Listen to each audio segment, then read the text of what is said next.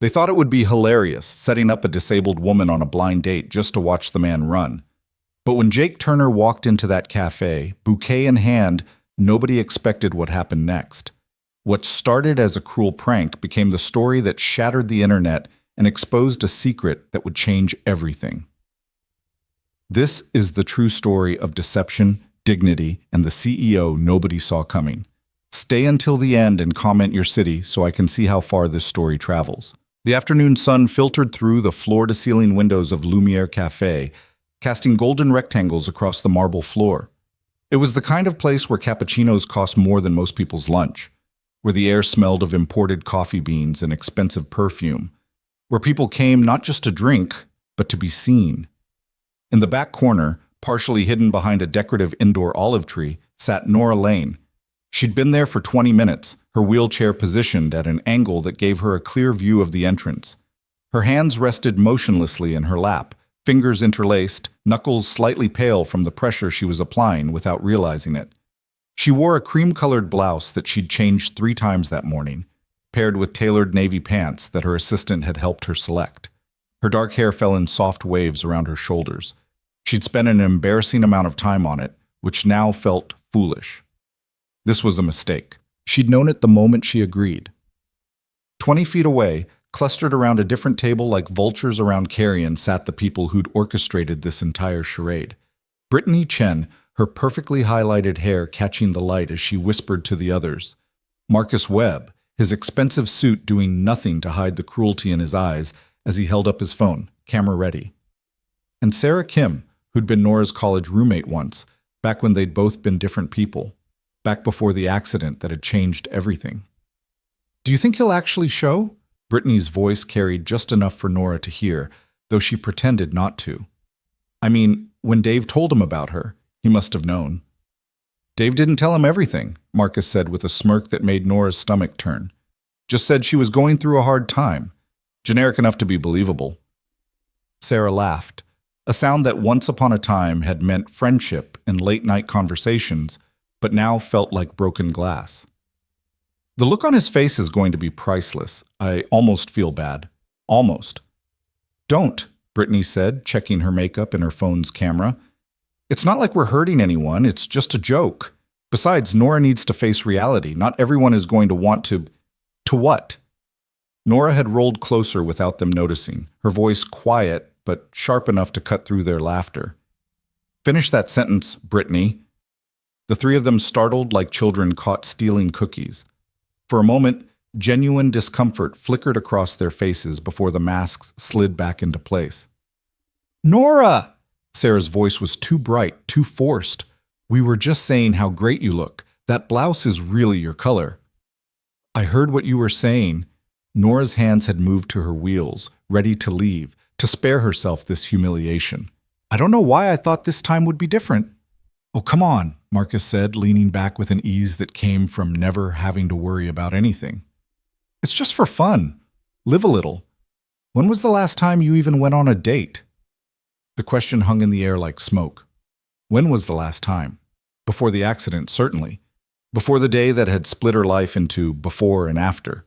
Before she'd become this person she barely recognized, this woman in a wheelchair who people either pitied or ignored, who'd learned to read the subtle shifts in strangers' eyes when they first saw her. The quick assessment, the decision about whether she was worth their time.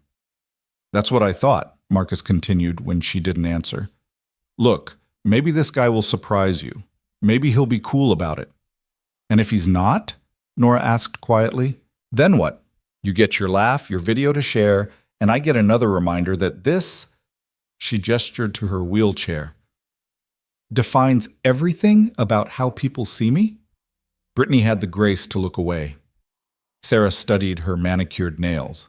Only Marcus held her gaze, and what Nora saw there wasn't quite cruelty, but something perhaps worse. Indifference. "He's here," someone whispered urgently. All heads turned toward the entrance, where the door had just opened, bringing with it a gust of autumn air and the man who was about to become the unwitting centerpiece of their entertainment. Jake Turner didn't look like he belonged in Lumiere Café.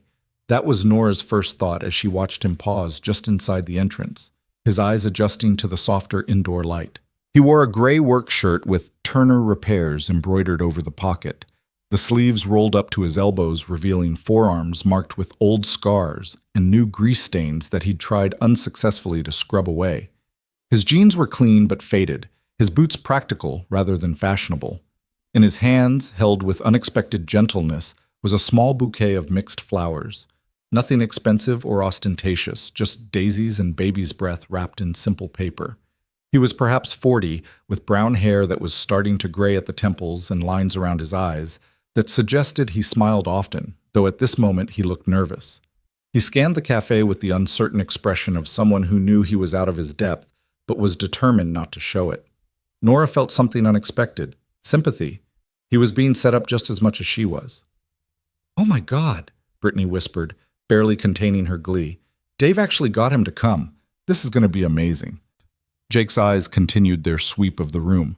They passed over Brittany's table without interest, lingered for a moment on an older couple sharing a dessert, then moved to the back corner where their eyes met.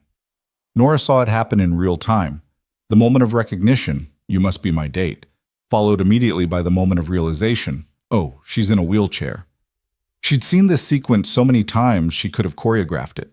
Usually came next, the brief widening of eyes, the fractional step backward, the mental recalculation. Then either an awkward retreat, or almost worse, the descent into exaggerated sympathy, the verbal tiptoeing, the whole interaction colored by his perception of her as tragic, broken, less than. She prepared herself for it, her spine straightening, her chin lifting in the defensive posture she'd perfected over the past 3 years. But Jake Turner did something that caught her completely off guard. He smiled, not the pitying smile she'd learned to despise, not the uncomfortable grimace of someone trapped by politeness, just a genuine, warm smile that reached his eyes and made the worry lines there crease in a way that suggested this was their natural position. Then he walked toward her, not hesitantly, not reluctantly, but with the straightforward purpose of someone approaching a person he was genuinely pleased to meet. Behind their decorative tree, Brittany whispered urgently into her phone, "Are you getting this?" Jake seemed oblivious to their surveillance as he stopped a respectful distance from Nora's table. Up close, she could see that his gray eyes were kind, that there was a small scar above his left eyebrow, that his hands, despite being work-roughened, held those simple flowers with unexpected care. "Hi," he said, and his voice was deeper than she'd expected, with a slight rasp that suggested he'd spent his day talking over the sound of machinery. "I'm Jake. You must be Nora. Must..." She found herself unable to speak for a moment, thrown off balance by the complete absence of the reactions she'd been steeling herself against. Finally, she managed, "That's me. Hi. These are for you." He offered the bouquet, then seemed to realize she might have difficulty taking them from a standing position. Without making a production of it, without drawing attention to the adjustment, he simply shifted to place them gently on the table beside her, angled so she could see them. Nothing fancy, but the woman at the flower shop said daisies mean new beginnings, which seemed appropriate for a first date.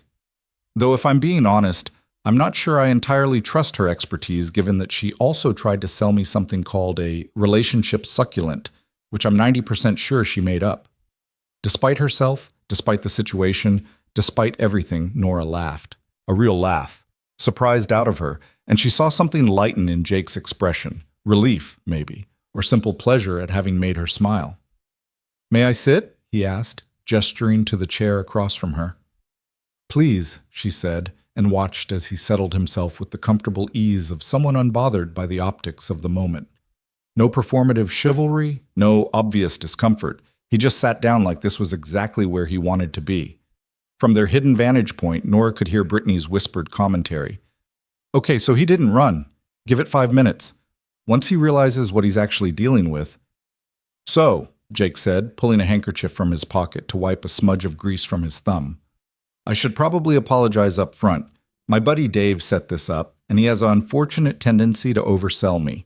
Whatever he told you, I can promise you I'm about 30% less interesting and 40% more likely to have machinery grease somewhere on my person at any given moment. Case in point."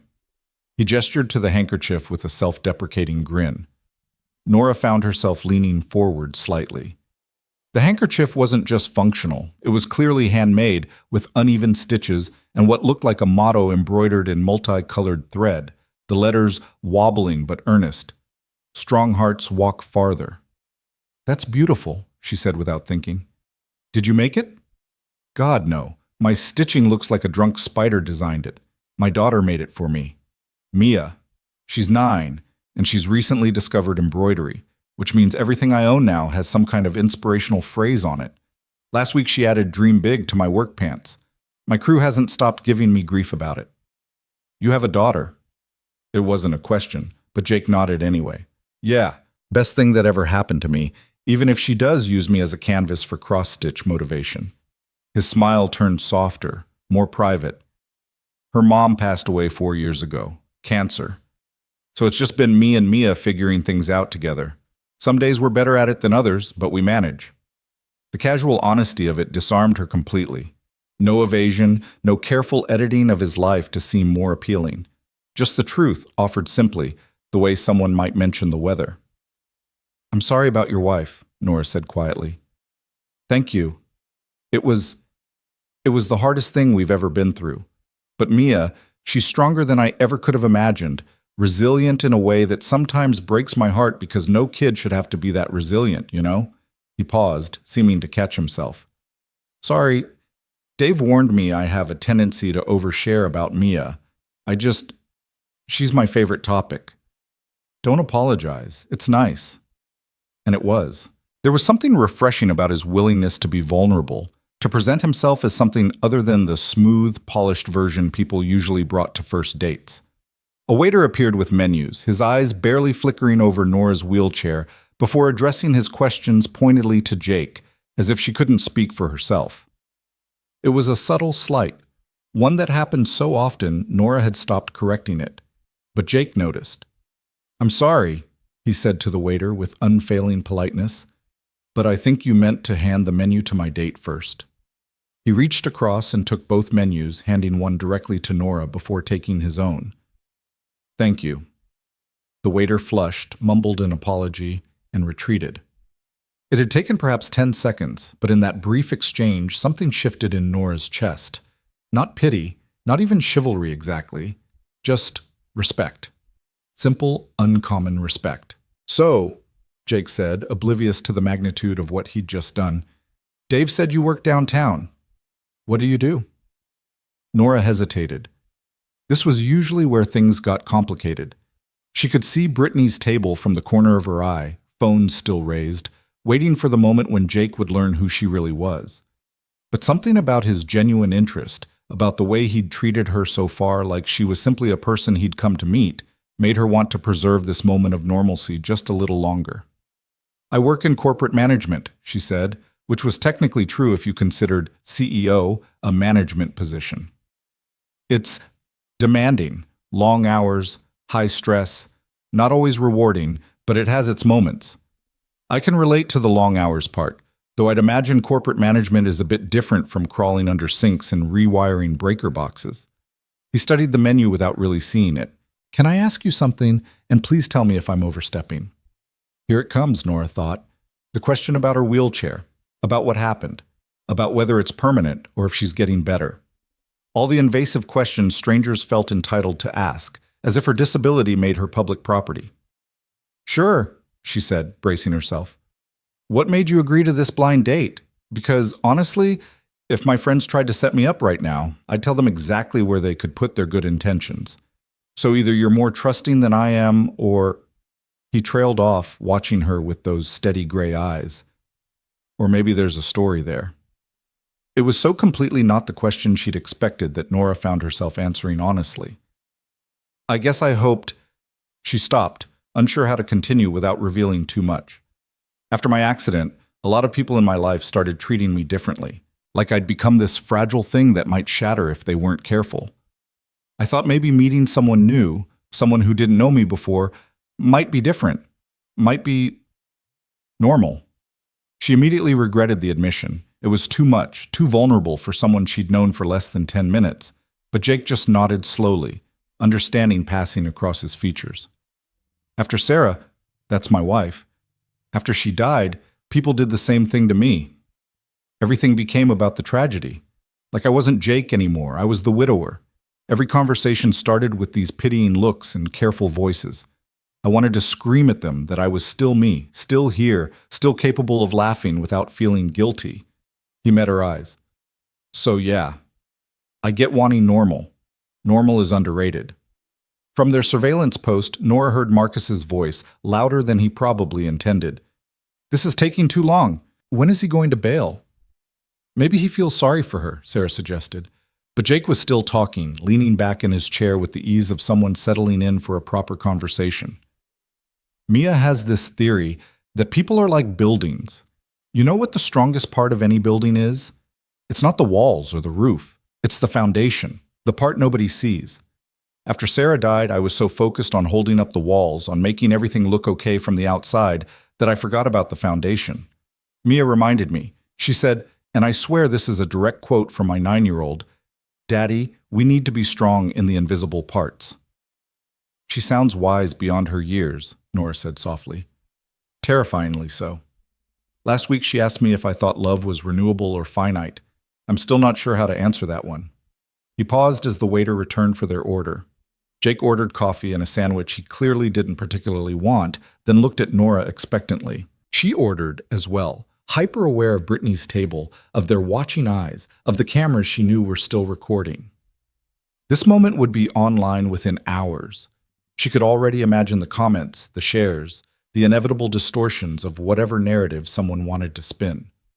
But sitting across from Jake, watching the late afternoon light catch in his graying hair, listening to him talk about his daughter with such unguarded affection, she found it harder to care about what happened after. Right now, in this moment, she was just a woman on a date with a man who seemed to actually see her. "Can I ask about your daughter's motto?" She gestured to the handkerchief, which he'd left on the table between them. "Strong hearts walk farther." That's not just cute embroidery, that means something. Jake picked up the handkerchief, running his thumb over the uneven stitches with obvious affection. After Sarah died, Mia went through a phase where she didn't want to walk anywhere. Not couldn't, wouldn't.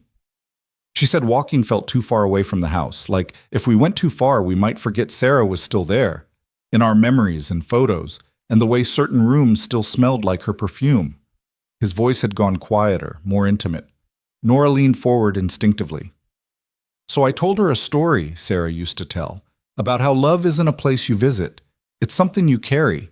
Your heart is strong enough to carry it as far as you need to go." And Mia, she latched onto that idea. Within a week, she was embroidering these handkerchiefs for both of us. Strong hearts walk farther. It was her way of saying she was ready to keep moving forward, even though moving forward felt like leaving Sarah behind. Nora felt something break open in her chest, that careful wall she'd built to protect herself from exactly this kind of connection. "That's beautiful," she whispered, "and devastating, but beautiful."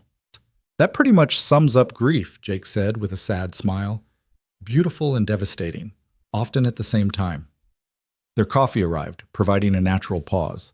Nora used it to study Jake more carefully. There was something unguarded about him, an openness that felt both rare and risky in her world.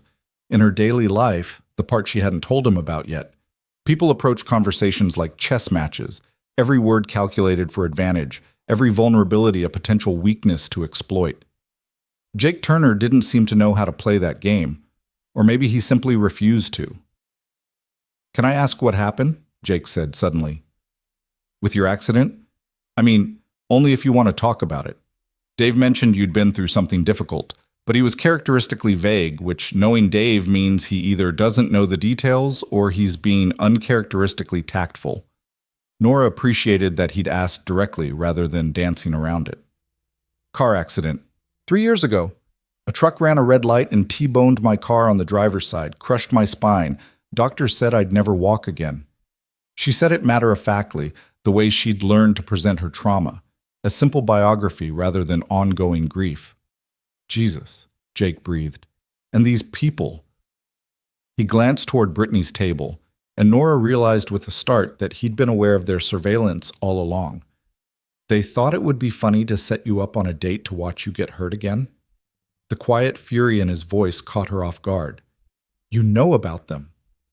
Hard not to notice three people very obviously filming us and poorly pretending not to. I figured they were your friends, which—" he stopped himself, visibly choosing his words carefully. "Which means either they have a terrible sense of humor or they're not actually your friends." "Probably both," Nora admitted. The relief of someone else seeing it, naming it, was almost dizzying. "They were my friends. Before. Now they're— I don't know what they are. People who stuck around out of obligation, maybe. Or guilt. Or just morbid curiosity about how the mighty have fallen." "The mighty?" Nora realized her mistake. "I just mean, before the accident, I was different, more independent, more everything.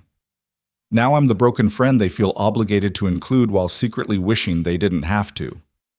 It was Jake's turn to lean forward, his gray eyes intense in a way that made her unable to look away. "Can I tell you something? And I know we just met, so maybe I don't have the right to say this, but I'm going to anyway." She nodded, barely breathing. "You're not broken." His voice was gentle but firm. "I've spent the last 40 minutes talking to you, and not once have I thought, this woman is less than she was. I've thought this woman is funny, and this woman has kind eyes, and this woman has been through hell and came out the other side. But broken? No. A wheelchair doesn't make you broken any more than my work boots make me uneducated, or Mia's embroidered messages make me less of a man." Nora felt tears prick her eyes and blinked them back furiously. She would not cry in front of Brittany's cameras, would not give them that satisfaction. "Thank you," she managed. "You have no idea how much I needed to hear that." "Then the people in your life aren't saying it enough." From their table, Brittany's voice carried again. "Okay, this is actually getting weird. Is he for real, or is he, trying to be noble before he ghosts her?" Marcus laughed. "Give it time. Reality always sets in." But reality, at least in this moment, seemed to be working against their expectations. Jake and Nora had fallen into an easy rhythm, the conversation flowing from topic to topic with the surprising compatibility of old friends rather than new acquaintances. He told her about the time Mia tried to fix his truck with her toy toolkit and somehow actually improved the radio reception. She shared a carefully edited version of her work challenges, describing the politics of her office without revealing the scale of it. An hour passed, then another. The cafe around them slowly emptied as late afternoon stretched toward evening. Neither seemed to notice. "What's the best part of your job?" Jake asked, stealing a fry from the plate they were somehow now sharing, despite having ordered separately. Nora considered the question. In her real job as CEO of Lane Corp, a commercial real estate empire worth billions, the honest answer would be power, or influence, or the satisfaction of building something lasting. But sitting here, pretending to be just another corporate manager, she found herself reaching for a different truth. "The moments when you actually help someone," she said slowly. "My company works with a lot of different organizations, and sometimes I get to see how the decisions I make ripple outward. A building we develop becomes someone's office. A policy I implement makes someone's job easier. It's not always obvious, and it doesn't always feel meaningful in the day-to-day grind. But when you step back and look at the bigger picture," she trailed off. "What about you?" "Honestly, fixing things." Jake grinned.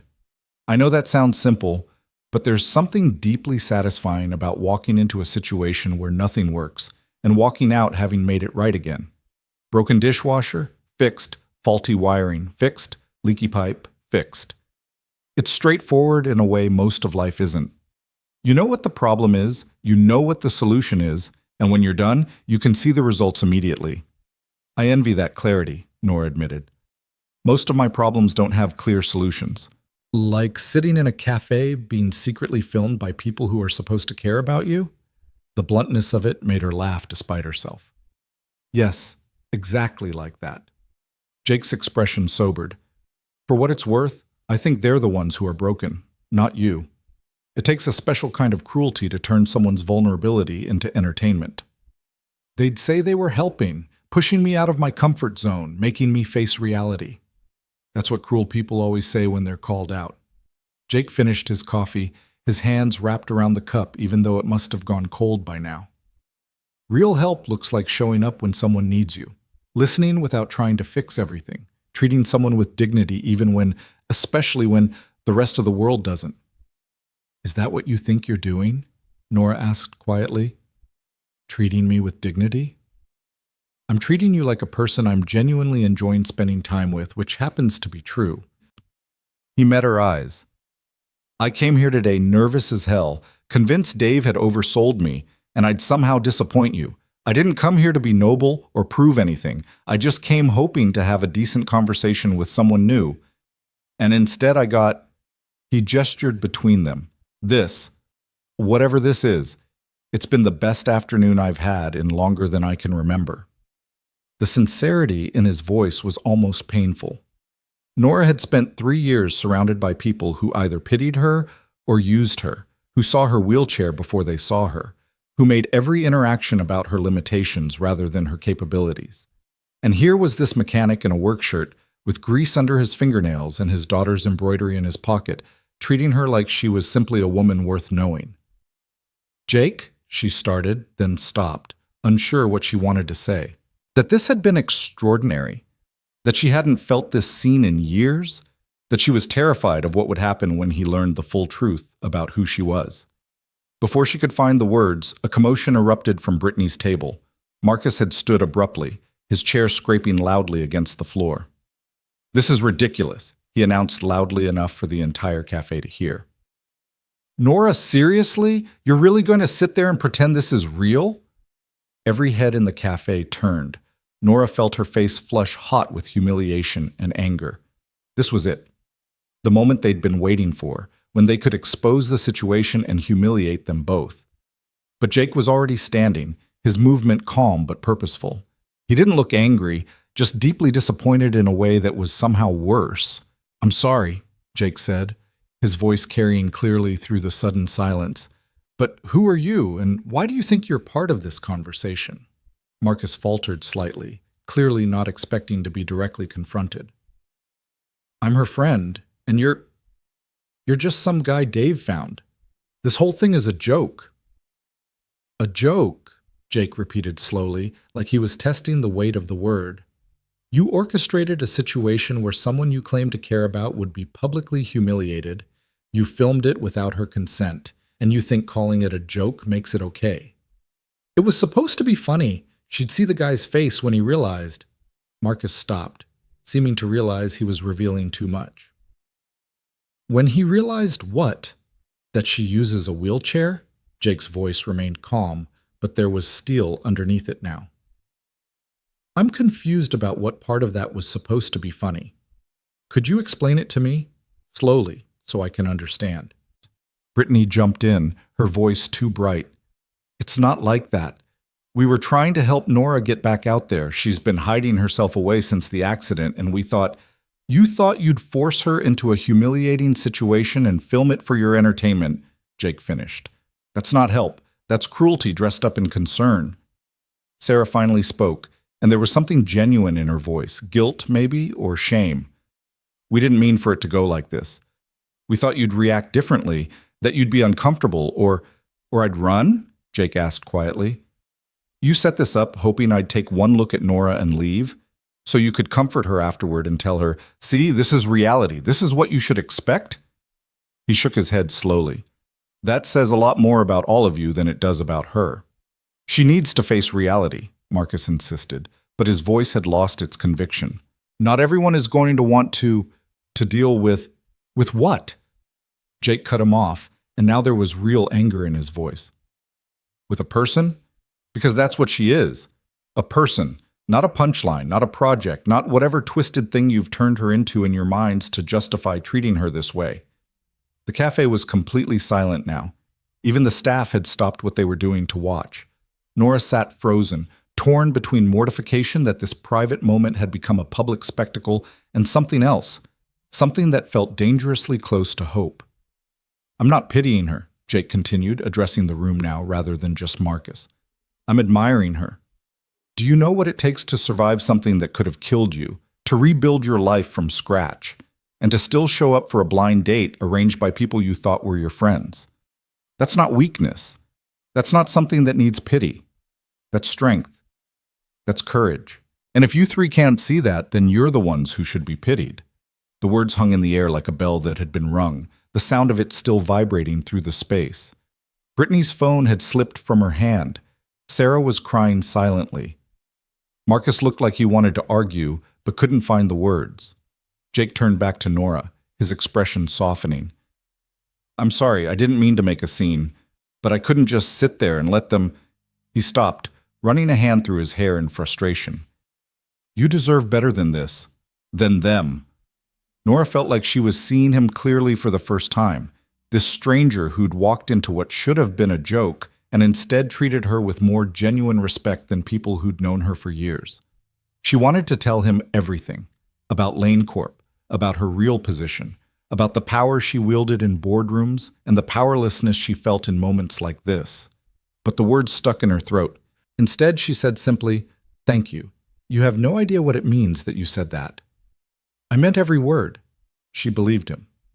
That was the terrifying part. Behind them, Brittany and her group were gathering their things, the entertainment value of the situation having evaporated into something uncomfortable and exposing.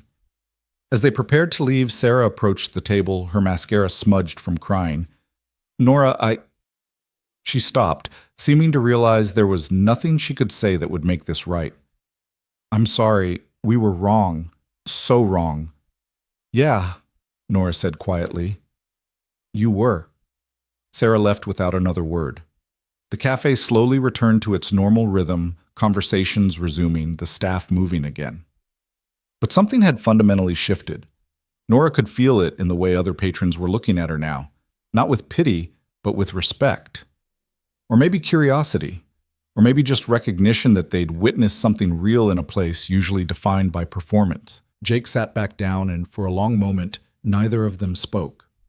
The bouquet of daisies sat between them, a reminder of how this had started, with simple flowers and the promise of new beginnings. I should probably apologize for the scene, Jake said eventually. I'm not typically someone who makes speeches in public spaces. Don't apologize. Please. Nora reached across the table without thinking, her hand covering his. The physical contact surprised them both, but neither pulled away. What you did, what you said, that was the most honest anyone's been with me in 3 years, including myself. His hand turned under hers, his palm warm and calloused against her fingers. Then I'm not sorry. The light outside had shifted into the golden hour, that brief window when everything looked softer, more forgiving. Through the window, Nora could see people passing by on the sidewalk, some hurrying, some strolling, all of them living their own stories, facing their own challenges, carrying their own invisible burdens. Can I ask you something? Nora said, her hand still in his, and you have to promise to answer honestly. Okay. Why are you really still here? After everything that just happened, after finding out you were set up, after watching my so-called friends implode in public, why are you still sitting at this table? Jake was quiet for a moment, considering the question with the same care he'd brought to everything else that afternoon. When he finally spoke, his voice was soft but certain. Because in the 2 hours I've been sitting here, I've laughed more than I have in months. Because you're smart and funny and you challenge me in ways I didn't expect. Because your eyes light up when you talk about work, even though you're trying to act like it's boring. Because when you smile, really smile, not that polite version you put on, it's like watching the sun come out. He paused. And because I came here hoping to meet someone interesting, and I did. Everything else, the setup, your so-called friends, the cameras, that's just noise. But this? He squeezed her hand gently. This feels real. Does that make sense? It made perfect sense. It made terrifying, wonderful, impossible sense. Jake, there's something I need to tell you, Nora started, finally ready to reveal the truth about who she really was, about Lane Corp and her position and everything she'd been holding back. But Jake's phone buzzed insistently against the table. He glanced at it and winced. I'm so sorry. That's Mia's school. I have to take this. He answered, and Nora watched his expression shift from concern to understanding to the particular kind of patience that came from experience. Uh-huh. Right. Did she remember to carry the one? No, that's the problem. Division, not multiplication. Can you put her on? There was a brief pause, then his voice softened even more. Hey, Bug, what's this I hear about math trauma? I know, fractions are cruel and unusual punishment. Tell Miss Hendricks I said so, because Miss Hendricks gives me that look that means she thinks I'm being a bad influence, that's why. He was smiling as he said it. Listen, I'm going to be home in about 20 minutes. We'll tackle it together, okay? With ice cream. Yes, even on a Tuesday. This situation calls for ice cream. Love you too, Bug. He hung up and turned back to Nora with an apologetic smile. Math emergency.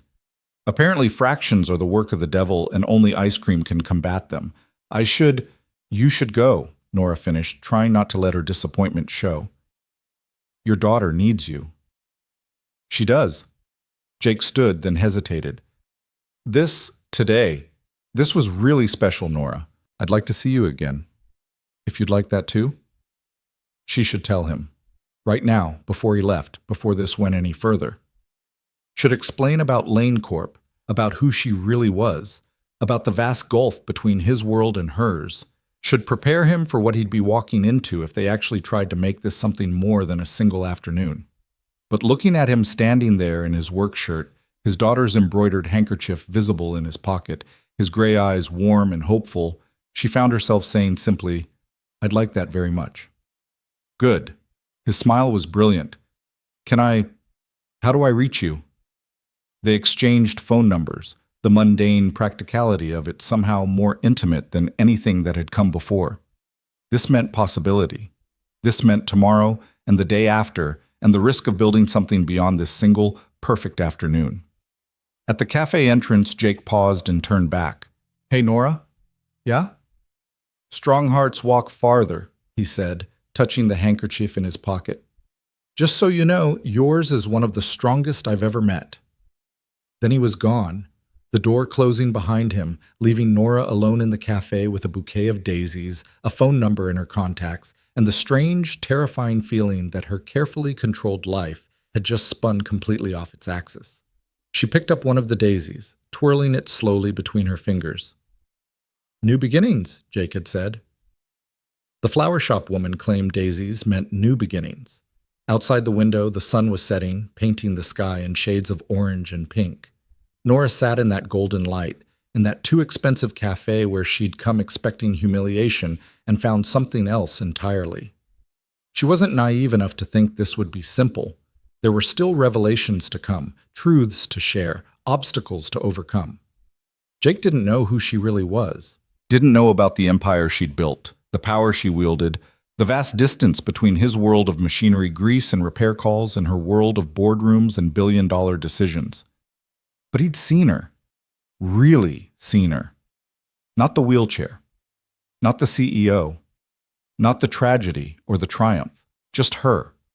Nora Lane. A woman who'd survived something that should have destroyed her and was still here. Still hoping. Still willing to believe that maybe, just maybe, the world held more kindness than cruelty. Her phone buzzed. A text from an unknown number. Made it home. Mia wanted me to tell you she thinks daisies are a good choice because they're happy flowers. She also wanted to know if you like ice cream, because apparently that's how we judge people now. Jake. Nora found herself laughing, her fingers moving quickly over the keyboard. Tell Mia I'm a chocolate chip cookie dough advocate. Does this mean I passed the test? The response came quickly. She says you're approved but reserves the right to change her mind if you turn out to prefer vanilla. Apparently we have standards in this house. They texted back and forth as the cafe staff began their closing routines around her. Nothing deep or significant, just the easy banter of two people enjoying each other's company, even at a distance. It felt normal in a way Nora had almost forgotten existed. Finally, she gathered her things, the flowers carefully balanced on her lap, and made her way out of Lumiere Café. The evening air was cool against her face, carrying the scent of autumn and possibility. She didn't know what would happen when Jake learned the truth. Didn't know if what had felt so real in that cafe could survive the harsh light of her actual life. Didn't know if a mechanic with a 9-year-old daughter and a woman who ran a corporate empire had any business trying to build something together. But as she made her way home through the city streets, the daisies bright against her lap, Nora found herself thinking about Jake's words. Strong hearts walk farther. She'd walked farther than anyone thought possible. From the hospital bed where they'd told her she'd never walk again. From the wheelchair that had become her reality. From the friends who'd turned into strangers, and the life that had shattered into something unrecognizable. She'd walked farther than that. And maybe, just maybe, she could walk farther still. Even if it meant walking into uncertainty. Even if it meant risking her heart after 3 years of keeping it safely locked away.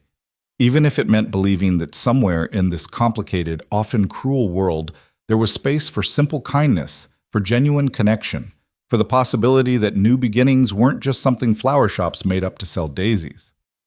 Her phone buzzed again. Another text from Jake.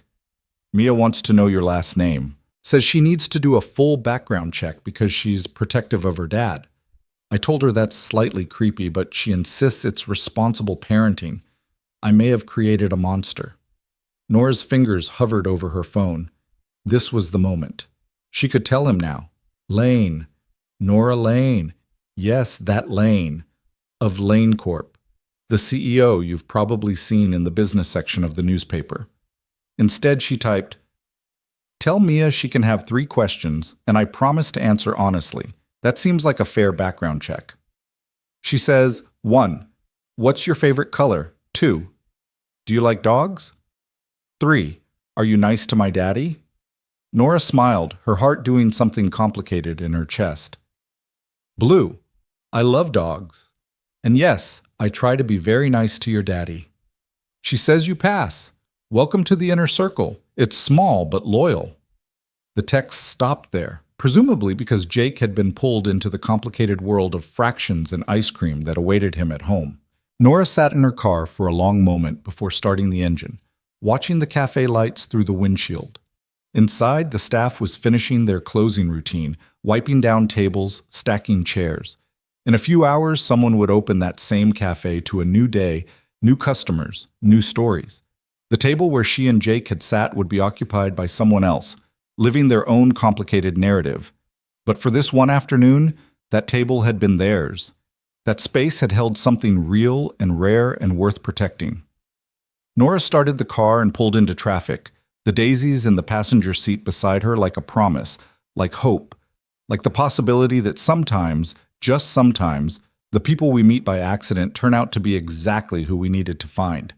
She didn't know what tomorrow would bring, didn't know how to reconcile the woman she'd been in that cafe with the CEO she'd be again come Monday morning. Didn't know if Jake would still look at her the same way once he knew the full truth.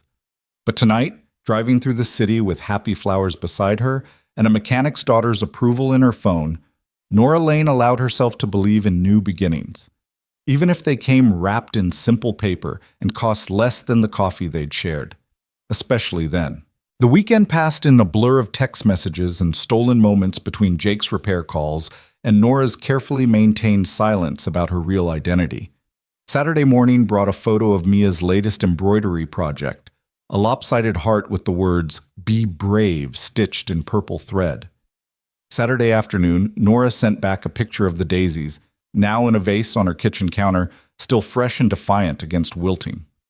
Sunday evening, Jake called instead of texting, his voice warm and slightly tired. Mia's finally asleep. She spent 2 hours today trying to teach me embroidery.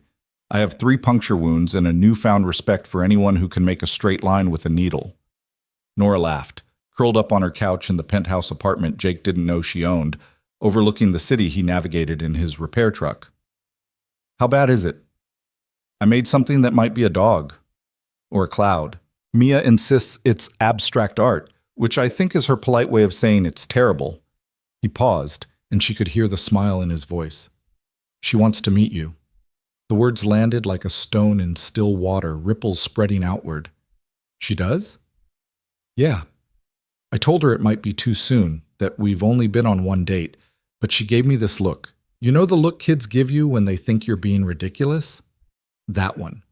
She said, and I quote, "Daddy, if she makes you smile at your phone like that, I should probably meet her before you do something embarrassing." I make you smile at your phone? Constantly. It's becoming a problem. Yesterday I was under a sink and the homeowner asked if I was okay because I kept grinning like an idiot. I had to pretend I'd found the problem when really I was just reading your text about that meeting where someone called a PowerPoint presentation a visual journey.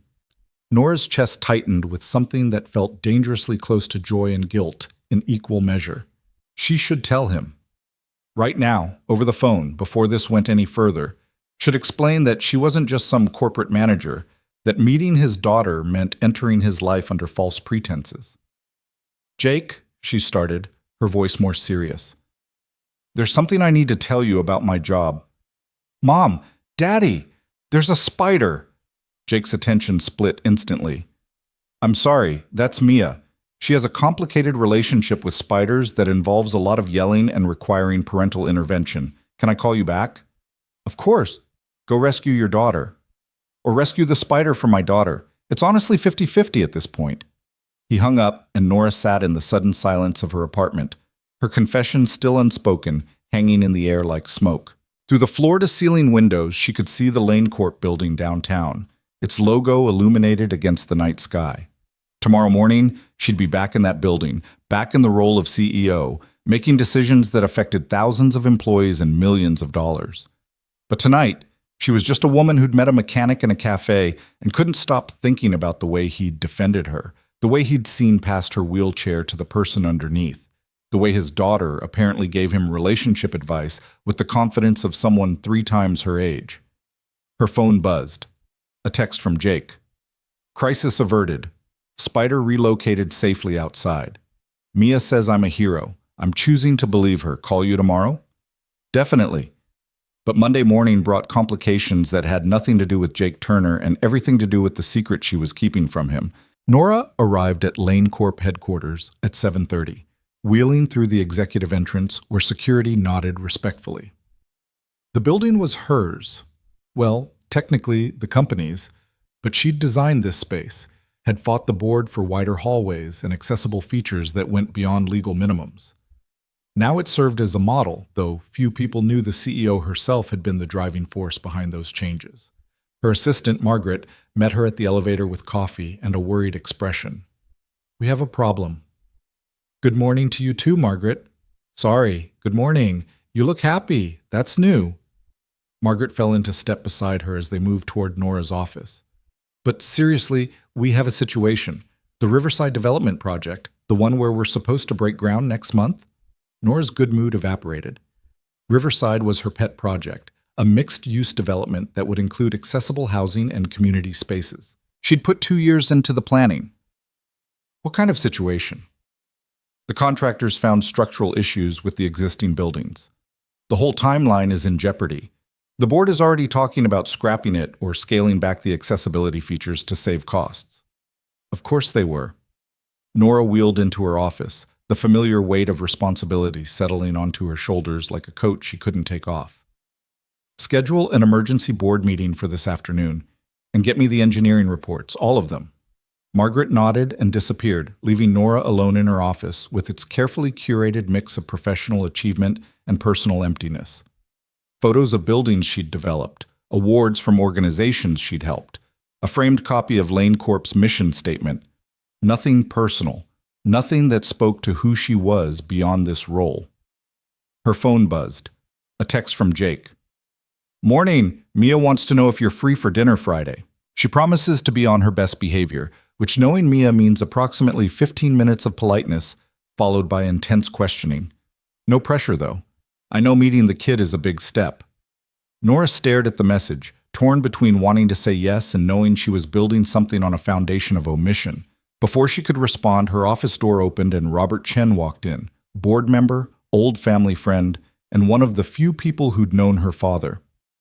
Nora, we need to talk about Riverside. I'm aware of the situation, Robert. Then you know we need to be practical about this. The accessibility features you've insisted on, they're expensive, and with these structural issues, those features are non-negotiable. Nora's voice was steel. We committed to creating housing that works for everyone, not just the able-bodied. That was the whole point of Riverside. Robert sighed, settling into the chair across from her desk. I understand your personal connection to this, but as a board member, I have to think about the bottom line. We could save millions by scaling back, and we'd be breaking promises to the community, to the people who are counting on us to follow through. Nora leaned forward. My personal connection, as you call it, doesn't make me less capable of making sound business decisions. If anything, it makes me more aware of what this project represents. I'm not questioning your capability. I'm questioning whether you're too close to this to see the practical realities.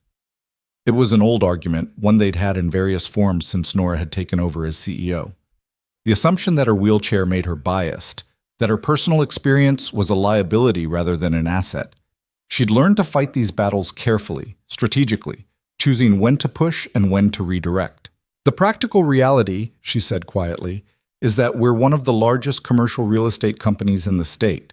We have the resources to do this right. The question isn't whether we can afford it. It's whether we have the integrity to follow through on our commitments. Robert studied her for a long moment. You're your father's daughter, stubborn as hell and twice as idealistic. I'll take that as a compliment. It was meant as one. He stood to leave. I'll support you in the board meeting, but you need to have solid numbers, Nora. The other members won't be swayed by idealism alone. After he left, Nora spent the next 3 hours buried in engineering reports and cost projections, building the case she'd need to save Riverside. It was exhausting work, made more so by the knowledge that she was fighting not just structural issues, but institutional bias, the quiet assumption that accessibility was a luxury rather than a necessity. Her phone buzzed periodically with texts from Jake, photos of his morning jobs, a complicated rewiring situation, a flooded basement, the stray cat that had apparently adopted his truck as a napping spot. Each message was a small window into a life completely separate from hers, and each one made the gulf between them feel wider. At noon, Margaret appeared with lunch and another worried expression. The press got wind of the Riverside delays. We're getting calls. Of course we are. Nora rubbed her temples. Standard response? We're assessing the situation and remain committed to the project. Don't give them anything else. There's something else. Margaret hesitated. TMZ picked up that video from the café, the one where you and that mechanic. Nora's blood ran cold. What video? Apparently one of those people filming you posted it online. It went viral over the weekend. The caption is something like, "Watch this man defend disabled woman on blind date." The comments are, well, they're mostly positive, but people are starting to recognize you in the background. It's only a matter of time before someone connects the dots. This was it. The moment when her two worlds collided in the worst possible way. Jake would find out who she really was, not through her telling him, but through a viral video and media speculation. Pull it up, Nora said quietly. Margaret handed over her tablet, and Nora watched that afternoon from an outside perspective. There was Jake standing up to Marcus, his voice clear and unwavering. I'm not pitying her. I'm admiring her. There was her own face, visible in profile, showing more emotion than she'd realized she'd been displaying.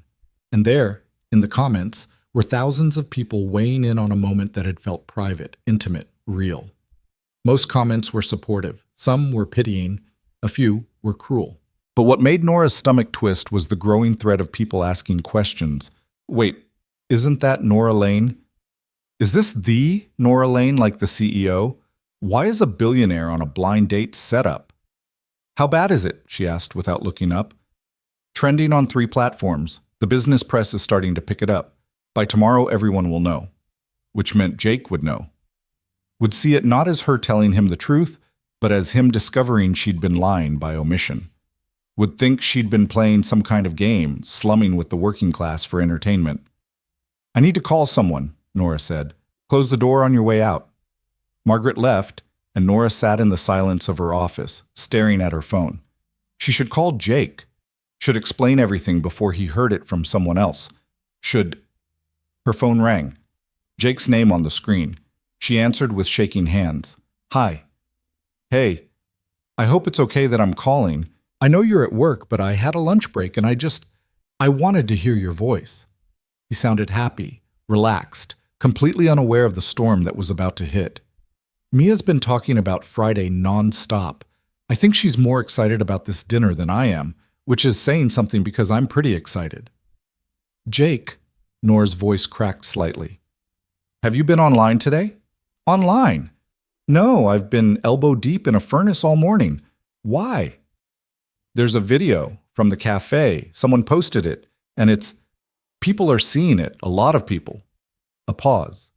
Then, carefully, okay, what kind of video? When you stood up to those people. When you defended me. Someone filmed it and it went viral. Oh. Another pause, longer this time. Are you okay? I mean, I know you didn't want that moment broadcast to the world. I'm sorry if my speech made things worse.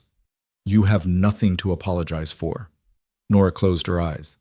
But Jake, there's something I need to tell you. Something I should have told you on Friday, but I wasn't ready, or I was scared, or I just wanted one afternoon where I could be normal. And now it's going to come out anyway, and you're going to think I was lying to you. Nora, breathe. His voice was calm, grounding. Whatever it is, just tell me. We'll figure it out. I'm not just a corporate manager. The words came out in a rush. I'm the CEO of Lane Corp. The woman in that cafe, the one you defended. I run $1 billion company. I own half the commercial real estate downtown. I'm not who you think I am. The silence that followed felt infinite. Nora could hear her own heartbeat, could hear the distant sounds of the city through her office windows, could hear everything except Jake's voice. Finally, Lane Corp. As in the Lane building? The one with the logo I see every time I drive downtown? Yes. The company that owns the Riverside project? The one that's been in the news for the accessible housing initiative? Yes. Another pause. Then, to her complete surprise, Jake laughed. Not cruelly, not bitterly, just genuinely amused. Okay, wow. That's definitely bigger than corporate management. Why didn't you tell me? Because when you looked at me in that cafe, you saw me. Just me. Not my company, not my bank account, not my position. You treated me like a person, and I haven't felt like just a person in so long. Her voice dropped to almost a whisper. I was afraid if you knew, everything would change. Nora. Jake's voice was gentle. I'm a mechanic who drives a 15-year-old truck and still can't figure out how to get grass stains out of work pants. My daughter's idea of fine dining is when we spring for the good pizza place instead of frozen. I'm not exactly in your league here. Jake, that's not what this is about. Isn't it?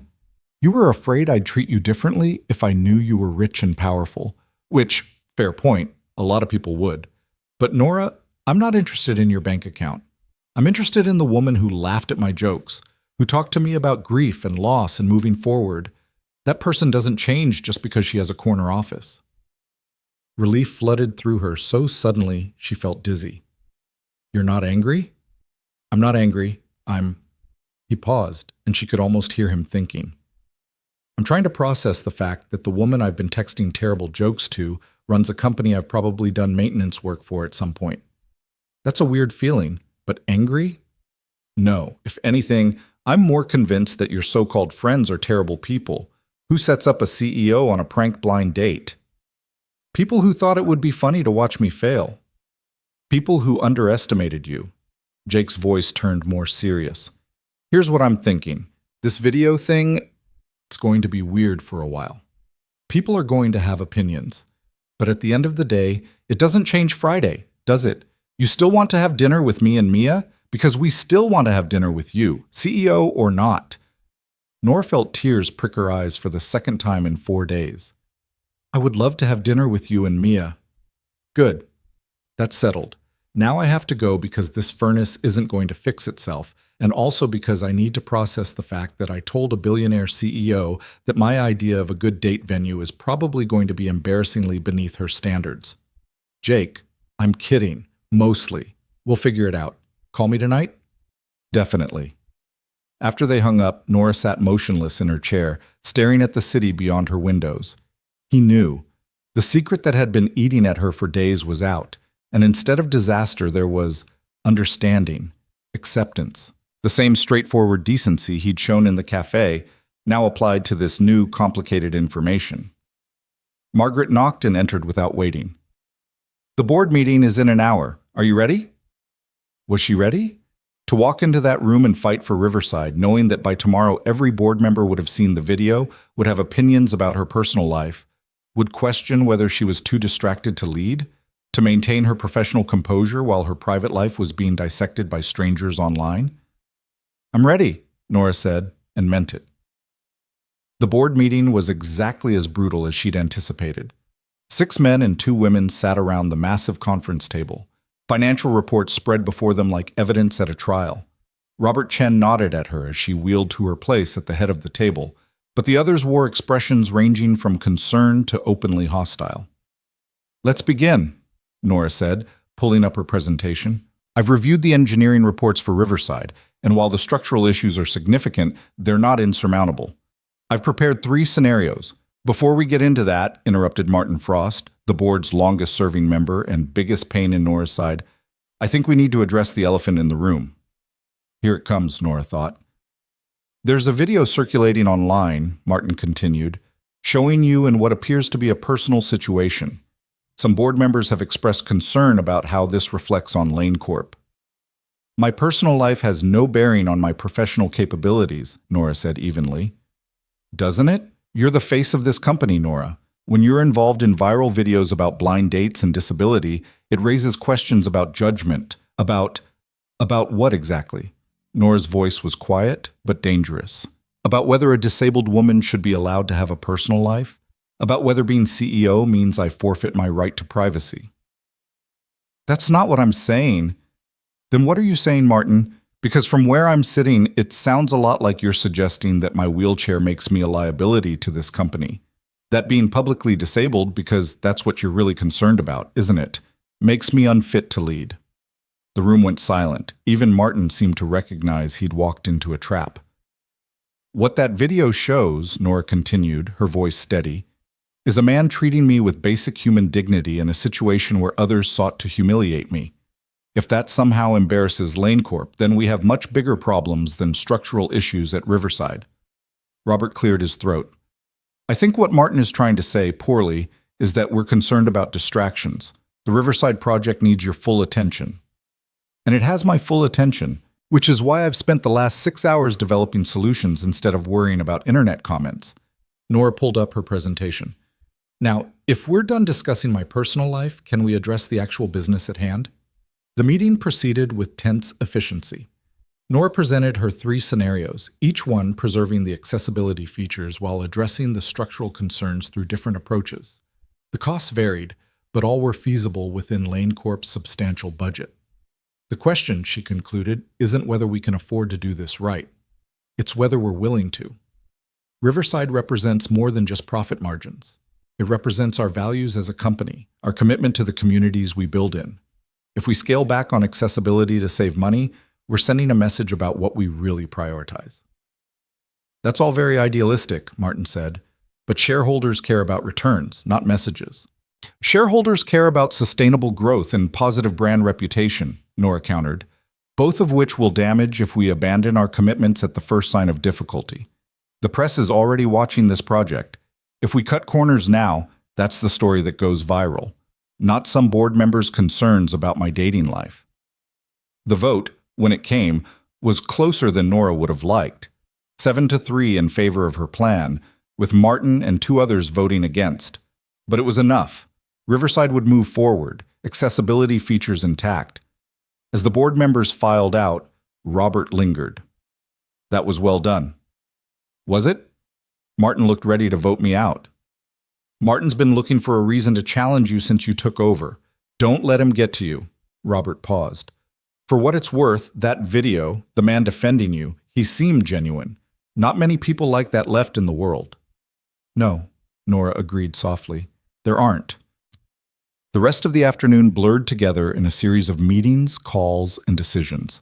By the time Nora finally made it home, the sun was setting and her phone was full of messages, from reporters requesting comment, from old acquaintances suddenly interested in her life, from strangers who'd seen the video and felt compelled to share their opinions. But the only message she cared about was from Jake. "Survived the day? Mia and I are making spaghetti if you want to talk. She says it's her specialty, though I should warn you her definition of specialty is loose at best." Nora called instead of texting, and Jake answered on the second ring. "Hey, how was the board meeting?" The casual question, asked with genuine interest rather than professional necessity, made something in Nora's chest loosen. Exhausting, but successful. We're moving forward with Riverside. That's the accessible housing project, right? I read about it when I was procrastinating on paperwork last week. Seemed like a big deal. It is. It's... Nora paused, uncertain how much to share. But this was Jake, who'd already proven he could handle complicated truths. It's personal for me. After my accident, I realized how much of the world isn't built for people with disabilities. Buildings, transportation, housing, all of it designed with the assumption that everyone is able-bodied. Riverside is my attempt to change that, at least in one small corner of the city. That's not small, Nora. That's incredible. The board doesn't always see it that way. Today there were questions about whether I was too personally invested to make rational decisions. Jake was quiet for a moment. In the background, she could hear Mia singing something off-key.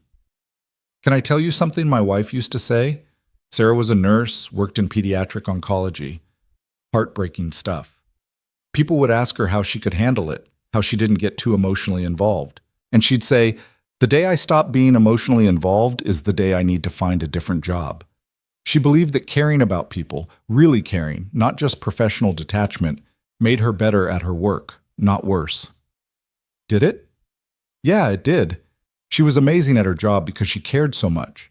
Sure, it hurt more when things went wrong, but it also meant she fought harder for her patients, noticed things other people missed, showed up in ways that mattered.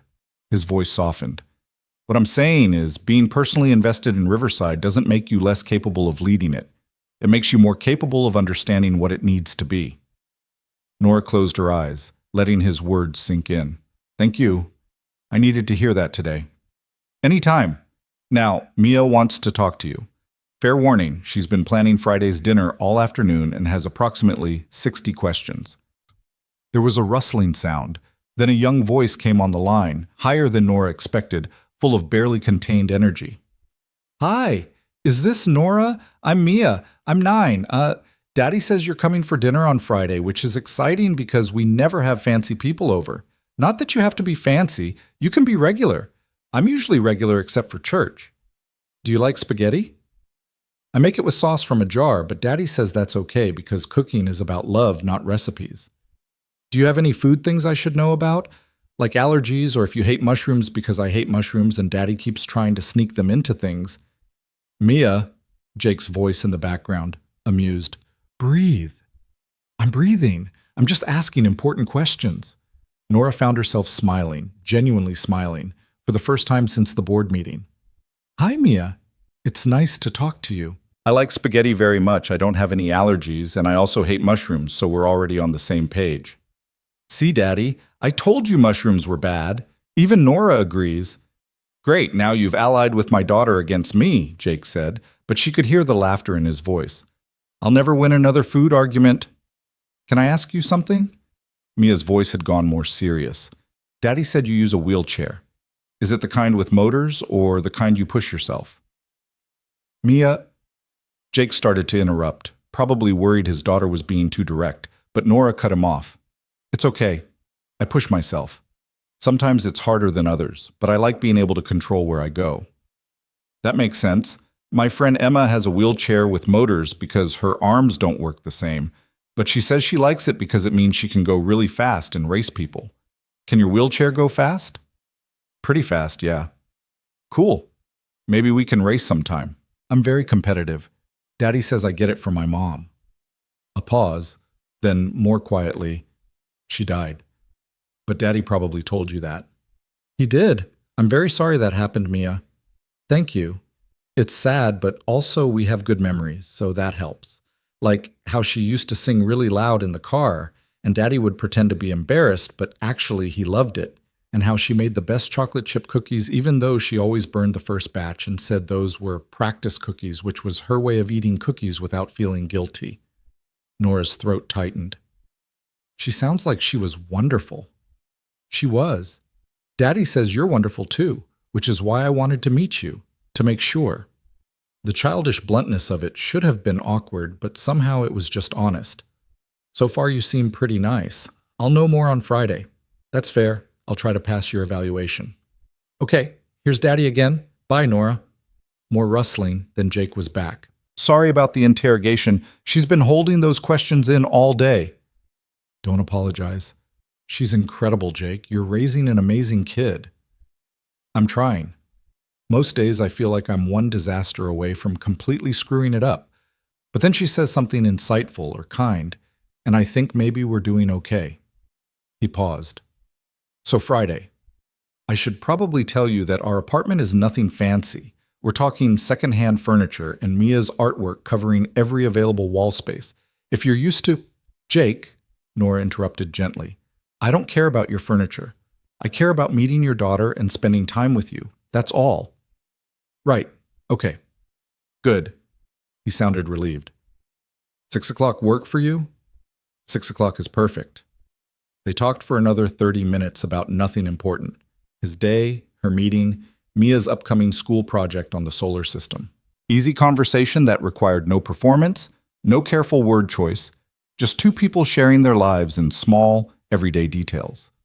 When they finally hung up, Nora sat in the quiet of her penthouse and thought about the gulf between her world and Jake's. Her apartment was 3,000 square feet of carefully designed luxury. His was probably a quarter of that, filled with secondhand furniture and a 9-year-old's enthusiasm. Her days were board meetings and million-dollar decisions. His were repair calls and school pickups and trying to keep pace with a daughter who'd been forced to grow up too fast. By every logical measure, they didn't make sense together. But logic hadn't been part of the equation since Jake walked into that café with daisies and refused to see her as anything less than fully human. The week passed in a strange duality.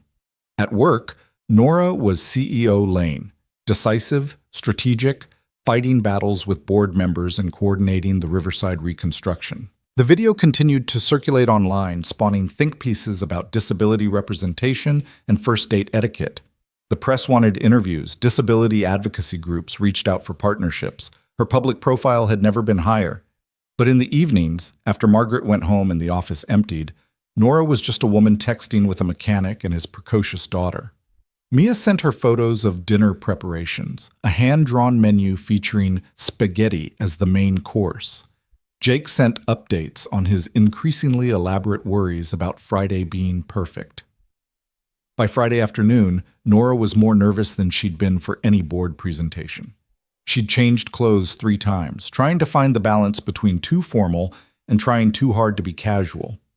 Eventually, she settled on dark jeans and a soft blue sweater. Approachable, but put together, Margaret noticed her checking her appearance in the office mirror for the 3rd time. Hot date? Dinner with Jake and his daughter. The mechanic from the video? Margaret grinned. Half the internet is shipping you two. There's fan art. There's what? Fan art. People drawing you and him as cartoon characters. It's weirdly adorable. Margaret's expression turned more serious. For what it's worth, I think he seems good for you. I've worked for you for 5 years and I've never seen you this, I don't know, present? Like you're actually living instead of just working. Is it that obvious? To someone who sees you every day? Yeah. Margaret gathered her things to leave. Have fun. And Nora, stop worrying so much. If his daughter is anything like him, she's going to love you. Nora left the office at 5:30, giving herself extra time to navigate evening traffic to Jake's apartment building in a neighborhood she'd never visited. It was older, well-maintained, but modest, the kind of place where families stayed for years because the rent was reasonable and the landlord was decent. She found parking on the street, then sat in her car for 5 minutes, gathering courage.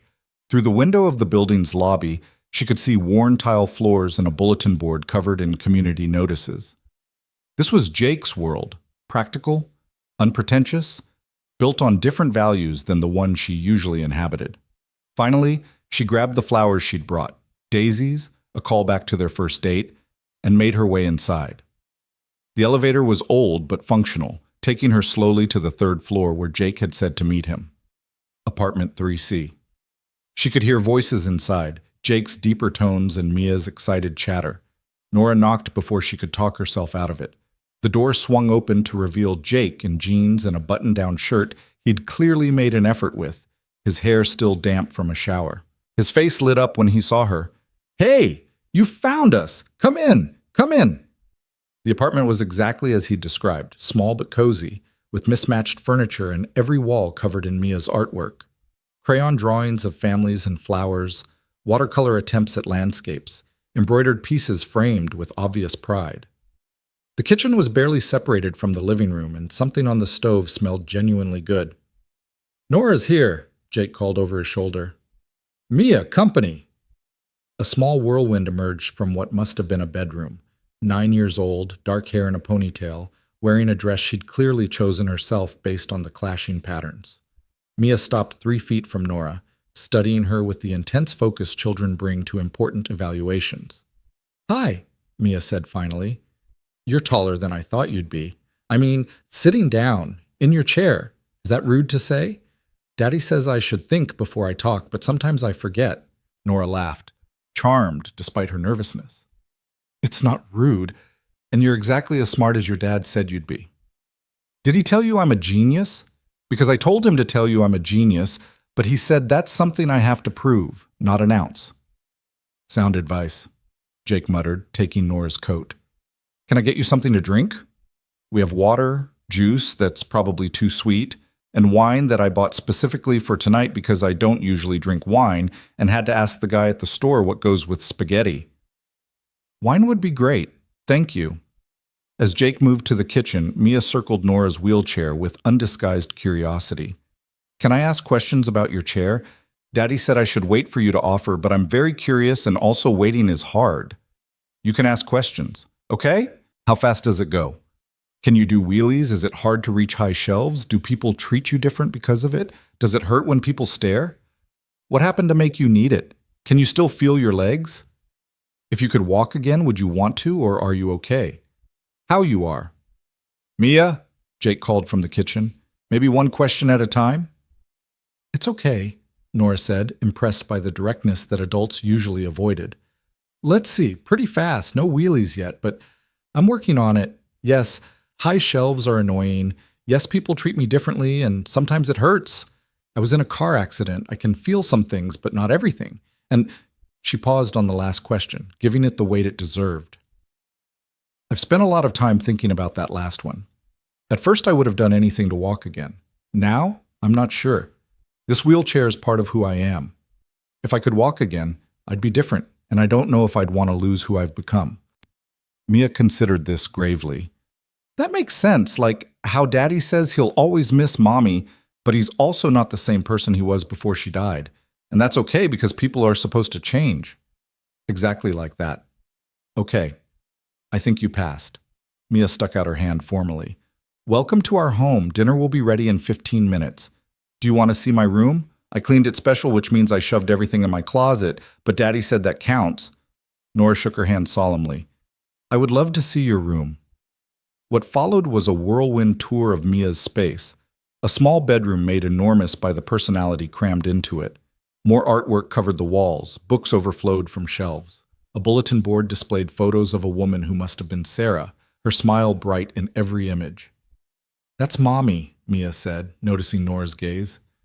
"She was really pretty and funny, and she gave the best hugs. Daddy says I hug like her, which makes him sad and happy at the same time. She looks wonderful, and you're right, she was very pretty. You look like her." Mia beamed. "Really? Daddy says that too, but I thought maybe he was just being nice." They returned to the main room where Jake was setting the table with careful attention to making everything accessible for Nora. He'd thought about sight lines, about arm reach, about the small accommodations that most people never considered. It made her chest ache in the best way. Dinner was chaotic and perfect. The spaghetti was actually good. Mia's sauce from a jar approach paired with garlic bread that Jake admitted he'd made from scratch because some things are worth the effort. They talked about everything and nothing. Mia dominating the conversation with stories about school and her friends and her ongoing campaign to get a dog, because every family needs a dog, Daddy. It's basically a requirement for happiness. "We've been over this," Jake said patiently. "Our building doesn't allow dogs." "Then we should move. Nora probably lives somewhere that allows dogs. Don't you, Nora? Tell Daddy we should get a dog." Jake shot Nora an apologetic look. "Don't drag our guest into this ongoing debate." But Nora was laughing, genuinely delighted by the domestic normalcy of it all. I do live somewhere that allows dogs, but I don't have one because I work too much. See? Even rich people don't have dogs because of grown-up reasons. Mia sighed dramatically. Being a grown-up sounds terrible. It has its moments, Jake said, his eyes meeting Nora's across the table, something warm passing between them. After dinner, Mia insisted on showing Nora her embroidery work, spreading dozens of pieces across the coffee table. Each one had a different motto or saying, stitched with varying degrees of skill but unwavering enthusiasm. "This one's my favorite," Mia said, holding up a piece that said, "Be brave," in crooked purple letters. "I made it after Mommy died when I was scared all the time. Daddy helped me with the spelling." "It's beautiful," Nora said honestly. "You can have it if you want. I make extras sometimes for people who need them." Mia looked at her seriously. "Do you need it? To be brave?" The question, asked with such innocent wisdom, hit harder than any board meeting challenge. "Yeah," Nora admitted. "I think maybe I do." "Okay, then it's yours." Mia handed it over ceremoniously. "Daddy says being brave doesn't mean you're not scared. It means you do stuff anyway." Jake cleared his throat from the kitchen, clearly emotional. "Okay, Bug, maybe let's give Nora some breathing room." But Nora held the embroidered piece carefully, tracing the uneven letters. "Thank you, Mia. This means more than you know." The evening wound down slowly. Mia eventually fell asleep on the couch during a movie she'd insisted they all watch together. Jake carried her to bed with practiced ease, then returned to where Nora waited. "Well," he said, settling onto the couch beside her. "Verdict?" "She's incredible. You're raising an extraordinary human." "She likes you too, I can tell." He ran a hand through his hair. "I was worried this would be weird, that my life, our life, would seem small compared to what you're used to." Nora turned to face him fully. "Jake, I live in a penthouse that's too big for one person, surrounded by things I bought because I could afford them, not because I needed them. I go to board meetings and charity galas and industry events where everyone performs being happy. Tonight, dinner with you and Mia, listening to her talk about dog campaign strategies, watching her fall asleep during a movie. This felt more real than anything I've experienced in years." "Yeah?" "Yeah." They sat in comfortable silence, the apartment quiet except for the distant sounds of the city outside. Through the window, Nora could see lights in other apartments, other lives being lived, other small moments of connection happening simultaneously across the city. "Can I ask you something?" Jake said eventually. "When did you know that what happened in the cafe was going to turn into this?" Nora thought back to that afternoon, to the moment Jake had stood up to her so-called friends. "When you said you weren't pitying me, you were admiring me. Nobody had said anything like that since my accident. Everyone else saw my wheelchair first and built everything else around that. But you saw me first. Because that's all I could see. This interesting, funny, clearly brilliant woman who'd agreed to have coffee with me." He shifted slightly closer. "For the record, I knew in that moment too. When you laughed at my joke about the relationship succulent, I thought, okay, this person gets my terrible sense of humor, which means either we're both weird or we're compatible, and I was really hoping for compatible." "Definitely compatible," Nora said softly. Jake reached over, taking her hand in his. "So what do we do now? You're a CEO with a viral video and a company to run. I'm a mechanic with a 9-year-old and a business that exists mostly through word of mouth. On paper, we make no sense." "On paper, no. But I've spent my whole career making logical decisions based on what makes sense on paper. And you know what? Those decisions built a company, but they didn't build a life." She squeezed his hand. "Maybe it's time I made some decisions based on what feels right instead of what looks good on paper." "And this feels right?" "Terrifyingly right." Jake smiled, that same warm expression that had caught her attention in the cafe. "Good. Because I think we could be great together. You, me, Mia, and eventually the dog she's definitely going to convince me we need." Nora laughed. "How long do you think you can hold out?" "Oh, 6 months, maximum. She's very persuasive." He glanced toward Mia's room. "Fair warning, If this continues, if we keep seeing each other, she's going to get attached. And I need to know you're ready for that. For not just dating me, but being part of her life. The weight of the question settled between them. This wasn't just about the two of them anymore. It was about a 9-year-old who'd already lost her mother, who'd learned to be brave in purple embroidery, who needed stability more than romance. I can't promise I'll be perfect at it, Nora said honestly. I don't have experience with kids. My life is complicated and demanding, but I can promise I'll try, and I'll never be careless with her heart or yours. That's all I ask. They talked for another hour, making plans for next weekend, discussing how to handle the media attention, figuring out the logistics of two very different lives trying to merge. It was practical and romantic in equal measure. The acknowledgement that feelings alone weren't enough, that building something real required intention and effort. When Nora finally left, Jake walked her to her car despite her protests. I know you're perfectly capable, he said, but humor me. Mia's asleep, and I want 5 more minutes with you. At the car, he kissed her. Not their first kiss, but the first one that felt like a promise rather than a possibility. When they pulled apart, Nora could see the lights of her life downtown, the Lane Corp building visible in the distance. 2 different worlds, Jake said, following her gaze. Maybe, Nora agreed. Or maybe just one world we're both learning to navigate together. She drove home through the city, Mia's embroidered "Be Brave" on the seat beside her, Jake's kiss still warm on her lips, and the terrifying, exhilarating knowledge that she was stepping into something that couldn't be controlled or managed like a business deal. Sometimes the bravest thing wasn't having all the answers. Sometimes it was simply saying yes to the question and trusting that the answers would come. The following Monday morning arrived with the kind of crisis that reminded Nora why she'd built walls around her personal life in the first place. She was barely through the doors of Lane Corp when Margaret intercepted her, tablet in hand and worry etched across her face. We have a situation. Conference room 3. The entire executive team is waiting. Nora's stomach dropped. What happened? Riverside. Someone leaked internal documents to the press, the ones showing the cost overruns, the board discussions about cutting accessibility features. It's everywhere. Business Insider, the Wall Street Journal, local news. They're painting us as a company that talks about inclusion but abandons it when it's expensive. The elevator ride to the executive floor felt interminable. Nora's mind raced through possibilities, damage control strategies, the inevitable questions about timing. The leaked documents made Lane Corp look hypocritical at best, deceptive at worst. And coming on the heels of the viral video showing her as some kind of disability advocate, the optics were devastating. The conference room fell silent when she entered. 8 executives, all standing, all looking at her with varying degrees of concern and accusation.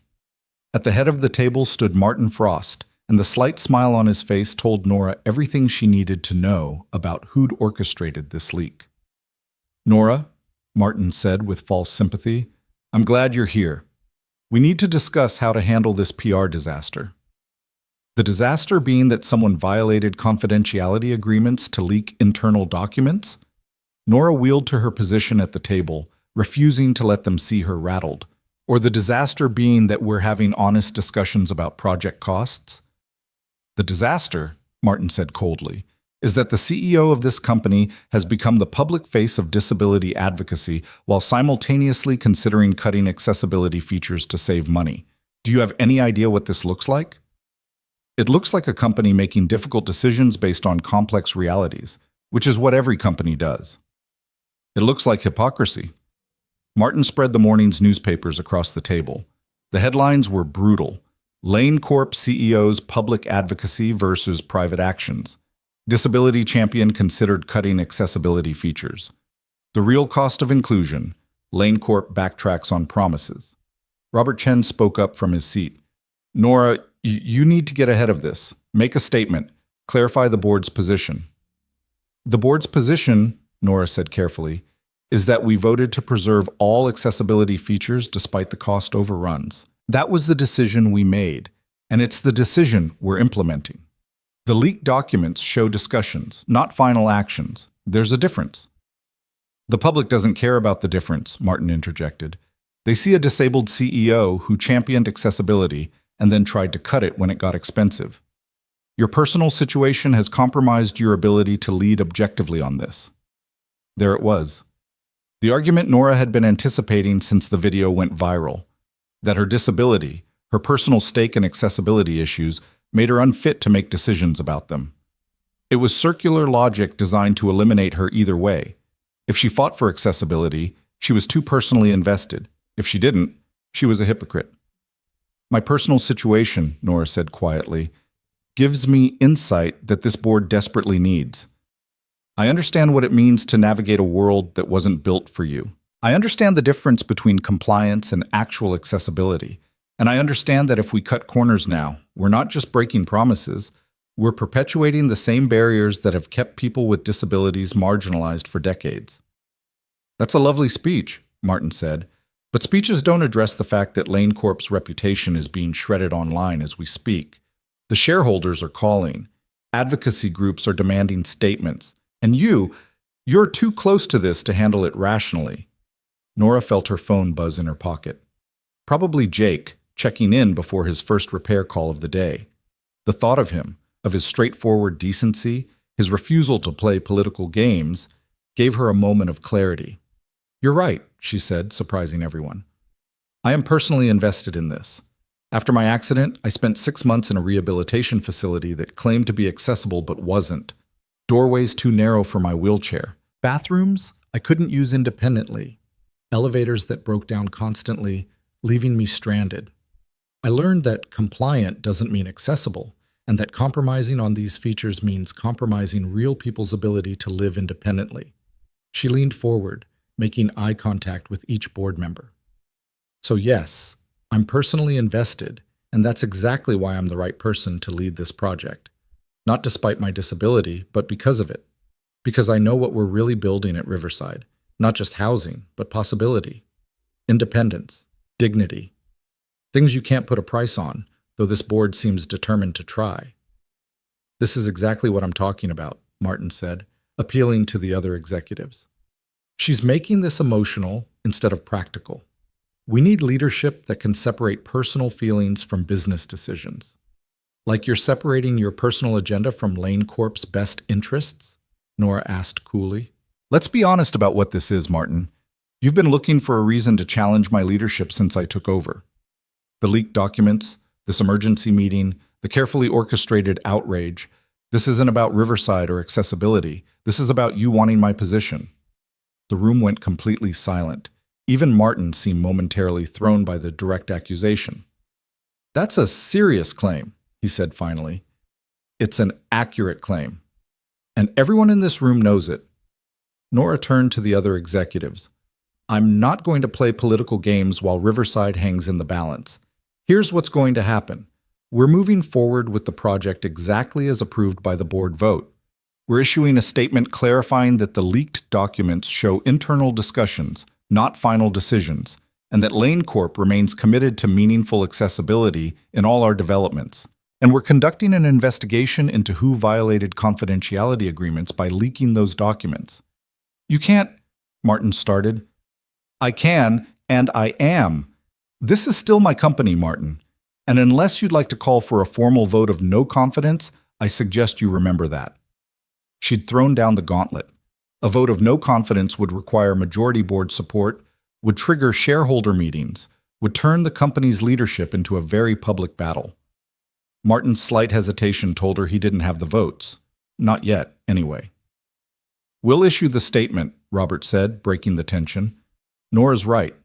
The board voted to proceed with full accessibility features. That's the story we need to tell. The meeting dissolved with uncomfortable shuffling and half-hearted agreements. As people filed out, Margaret appeared at Nora's elbow. That was intense. Are you okay? No, but I will be. Nora checked her phone. 3 texts from Jake, increasingly worried. Hey, saw the news. You okay? Call me when you can. Mia says to tell you she believes in you. Also, I believe in you. Just wanted you to know. The simple messages sent from whatever job site Jake was working cut through the political maneuvering and corporate warfare like a knife through fog. He believed in her. His 9-year-old daughter believed in her. It shouldn't have mattered as much as it did, but somehow it mattered more than any board vote. I need an hour, Nora told Margaret. Tell everyone I'm unavailable unless the building's on fire." She wheeled into her office and closed the door, then called Jake. He answered on the first ring. "Hey, I'm here. What do you need?" Not, "Are you okay?" Not, "What happened?" Just, "What do you need?" The directness of it made her throat tight. "I need to hear about something normal. Tell me about your morning, please." "Okay, I'm currently in a crawl space that smells like wet dog and regret, trying to figure out why this person's pipes sound like an angry whale. Mia packed me a lunch this morning that consists of 3 cookies and a juice box, because apparently she thinks I'm 7. And I may have accidentally told a client that their plumbing was having an existential crisis, which I don't think they found as funny as I did." Despite everything, Nora laughed. "An existential crisis?"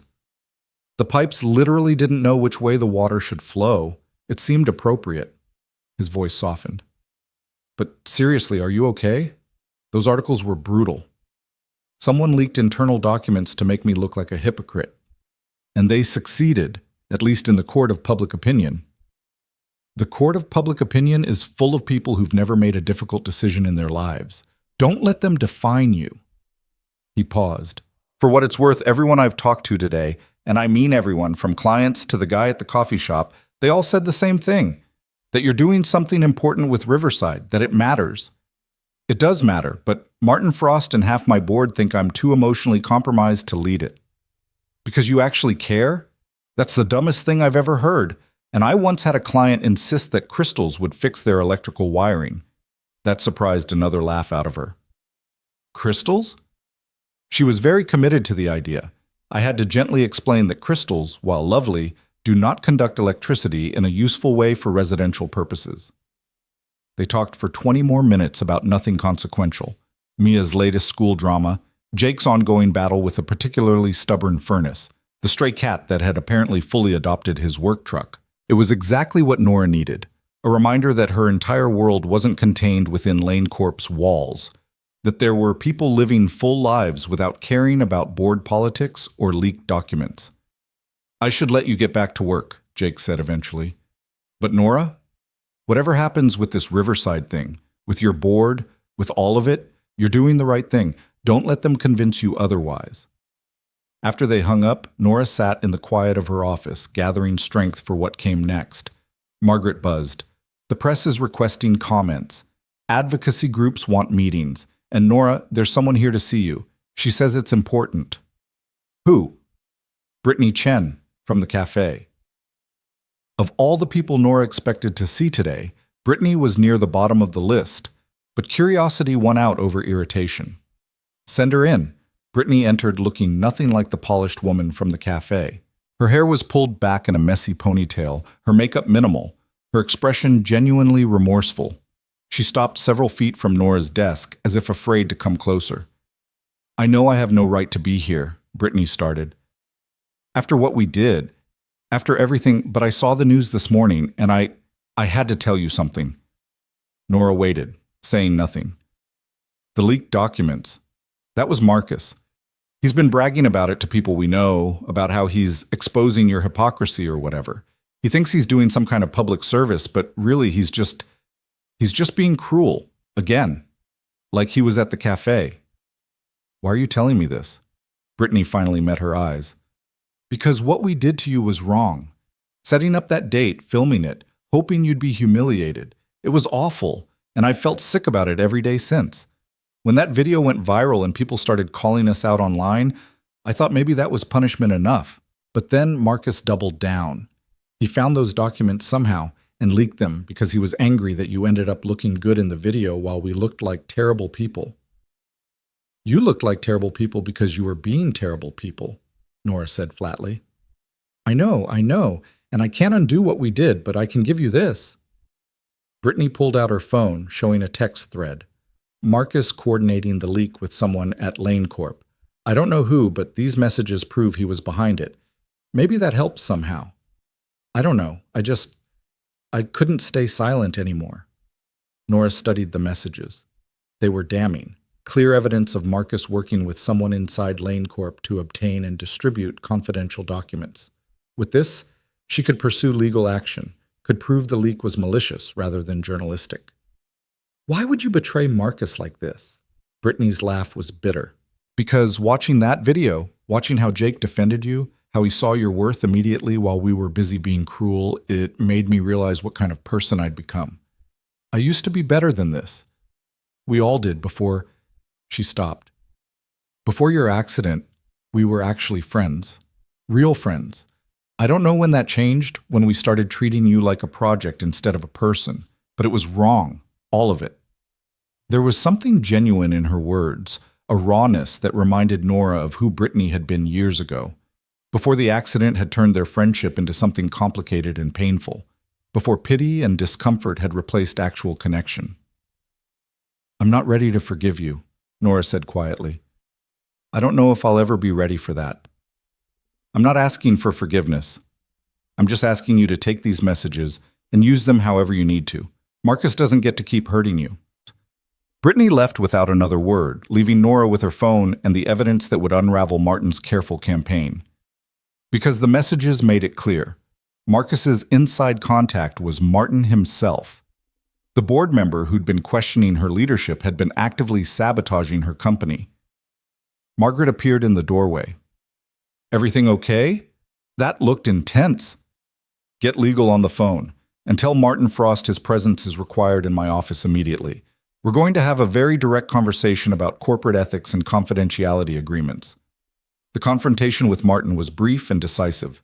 Faced with evidence of his collaboration with Marcus, with proof that he'd leaked confidential documents, Martin had no defense. Within 2 hours, he'd submitted his resignation from the board, pending a legal settlement that would likely cost him significantly. This isn't over, Martin said as he gathered his things. You think you've won, but the damage is done. People see you as compromised, emotional, unfit to lead. People see me as human, Nora corrected, as someone who cares about more than profit margins and political maneuvering. If that makes me unfit to lead in your eyes, I consider it a compliment.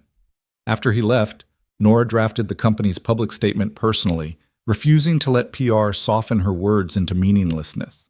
She explained the board's discussions, the ultimate decision to preserve accessibility features, and the reality that difficult conversations were part of responsible leadership.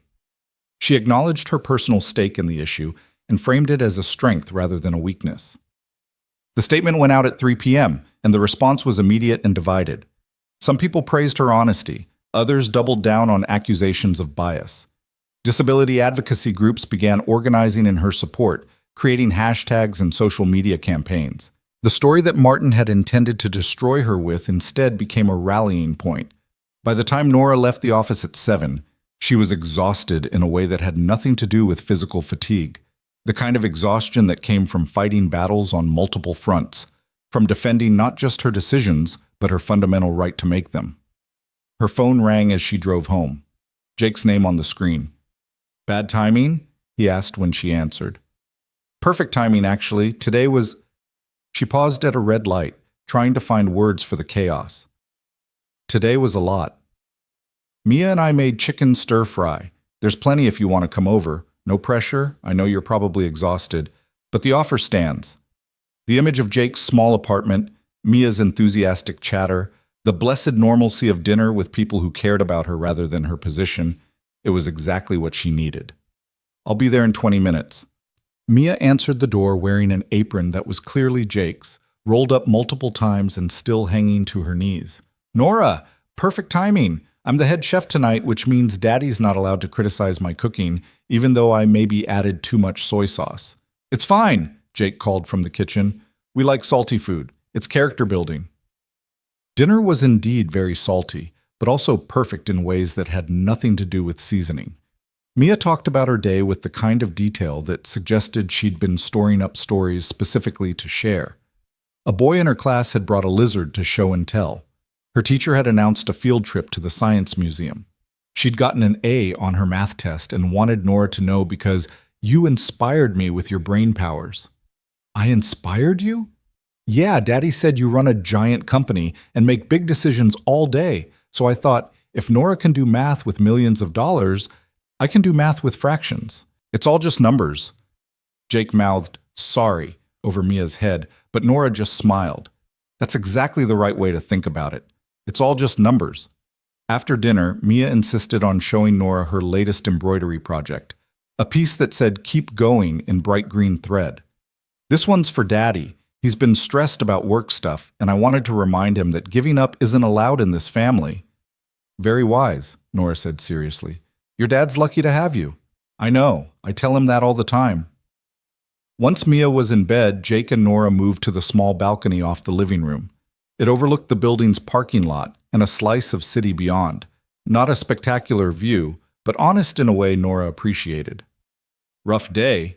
Jake asked, handing her tea in a mug that said, "World's okayest dad." "One of the worst in recent memory. A board member leaked confidential documents trying to make me look like a hypocrite. I had to force his resignation. The press is having a field day, and half the internet thinks I'm either a hero or a fraud, with very little middle ground." "Which one are you?" "Neither. Both. I don't know anymore." Nora wrapped her hands around the mug. "I spent 3 years building walls around my personal life because I knew exactly this would happen. That being public, being visible, would open me up to attacks I couldn't control. And then I met you, and all those walls came down, and now you're wondering if maybe the walls were protecting you for a reason." "Yeah." Jake was quiet for a moment, staring out at the parking lot. "After Sarah died, I did the same thing. Built walls, kept everyone at a distance. Told myself it was to protect Mia, but really it was to protect me. Because if I didn't let anyone in, they couldn't leave. They couldn't hurt us again." "What changed?" "Mia did. She's 9 years old and she has a better understanding of emotional health than I do. She told me, and this is a direct quote, 'Daddy, loving someone means they can hurt you, but not loving anyone means you hurt yourself.' 9 years old, and she's out here with philosophy." Nora laughed despite her exhaustion. "She's incredible." "She is, and she was right. The walls I built to protect us were actually just making us smaller, less connected, less alive." He turned to face her. "What happened today? It was awful and unfair, and you didn't deserve it. But would having those walls back really have prevented it? Or would it just have meant facing it alone?" "I don't know. Maybe both." "Well, for what it's worth, you're not alone now. You've got me and Mia and apparently half the internet who thinks you're doing something important with Riverside. That's got to count for something." It did count for something. More than Nora wanted to admit, because admitting how much she'd come to rely on Jake and Mia in just 2 weeks felt dangerous. Felt like building on sand instead of stone. "What if this doesn't work?" she asked quietly. "What if the gap between our lives is too big? You're raising a 9-year-old on a mechanic's income. I'm running a billion-dollar company and fighting public battles. How do those two things coexist?" "I don't know," Jake admitted, "but I think maybe they coexist the same way everything else does, one day at a time, with a lot of communication and probably some spectacular failures along the way." "You're being awfully calm about this." "I'm terrified, actually. You're a CEO who could have anyone. I'm a single dad with soy sauce in my hair. Thank you, Mia's cooking, and a truck that makes concerning noises. But I'm also a guy who really, really likes you, who thinks you're brilliant and brave and worth the risk of spectacular failure." Nora reached for his hand. "I really like you too, which is why I'm scared. I don't want to mess this up." "Then we'll be scared together. That seems fair." They sat in comfortable silence, watching the city lights blink on as evening deepened into night. Somewhere in that city, people were reading about Nora, forming opinions, choosing sides. But here, on this small balcony with cheap patio furniture and a view of a parking lot, she was just a woman holding hands with a man who saw her clearly and chose to stay anyway. "I should go," she said eventually. "It's late, and you have work tomorrow." "Or," Jake suggested, "you could stay. We have a couch that's surprisingly comfortable. Mia would be thrilled to have you here for breakfast. She makes pancakes that are more enthusiasm than skill, but they're growing on me." The offer hung between them, weighted with implications. Staying meant integrating their lives more fully, meant letting Mia see her as a consistent presence rather than an occasional visitor. It meant taking another step away from the safety of keeping things casual. "I don't have clothes for tomorrow," Nora said, which wasn't a no. "I have a washing machine, and Mia has about 17 t-shirts she'd be happy to lend you. Fair warning, they all have either glitter or inspirational sayings." Glitter and inspirational sayings. That's quite a combination. Welcome to life with a 9-year-old. Nora found herself smiling. Okay, I'll stay, but I need to be up early. I have a breakfast meeting with the Riverside architects. I'll make coffee. It's possibly my only domestic skill that Mia hasn't surpassed. They went back inside to find Mia sneaking back toward her bedroom, clearly having been eavesdropping. I heard nothing, she announced unconvincingly. But if Nora's staying, she can use my purple toothbrush. It's new. Mia, you're supposed to be asleep, Jake said with practiced parental exasperation. I was asleep. Then I woke up because I heard voices and I wanted to make sure nobody was being murdered. That's responsible listening. That's eavesdropping. Responsible eavesdropping, Mia grinned at Nora. Are you really staying? Because that means we can have breakfast together, and I can show you my morning routine, which is very organized and includes exactly 8 minutes of reading before school. I would love to see your morning routine, Nora said, charmed despite everything. Yes, this is the best day ever, except for the days when Mommy was here. Those were better, but this is pretty good. Mia said it with the casual honesty of a child who'd learned to hold grief and joy simultaneously, who understood that loving new people didn't mean forgetting the ones who were gone. After Mia finally went back to bed, extracting promises about pancake toppings for breakfast, Jake set up the couch with clean sheets and a pillow. It's not fancy, he apologized. It's perfect, Nora said honestly, and it was the small apartment with its mismatched furniture and walls covered in a child's artwork, where people said what they meant and dinner was salty but made with love.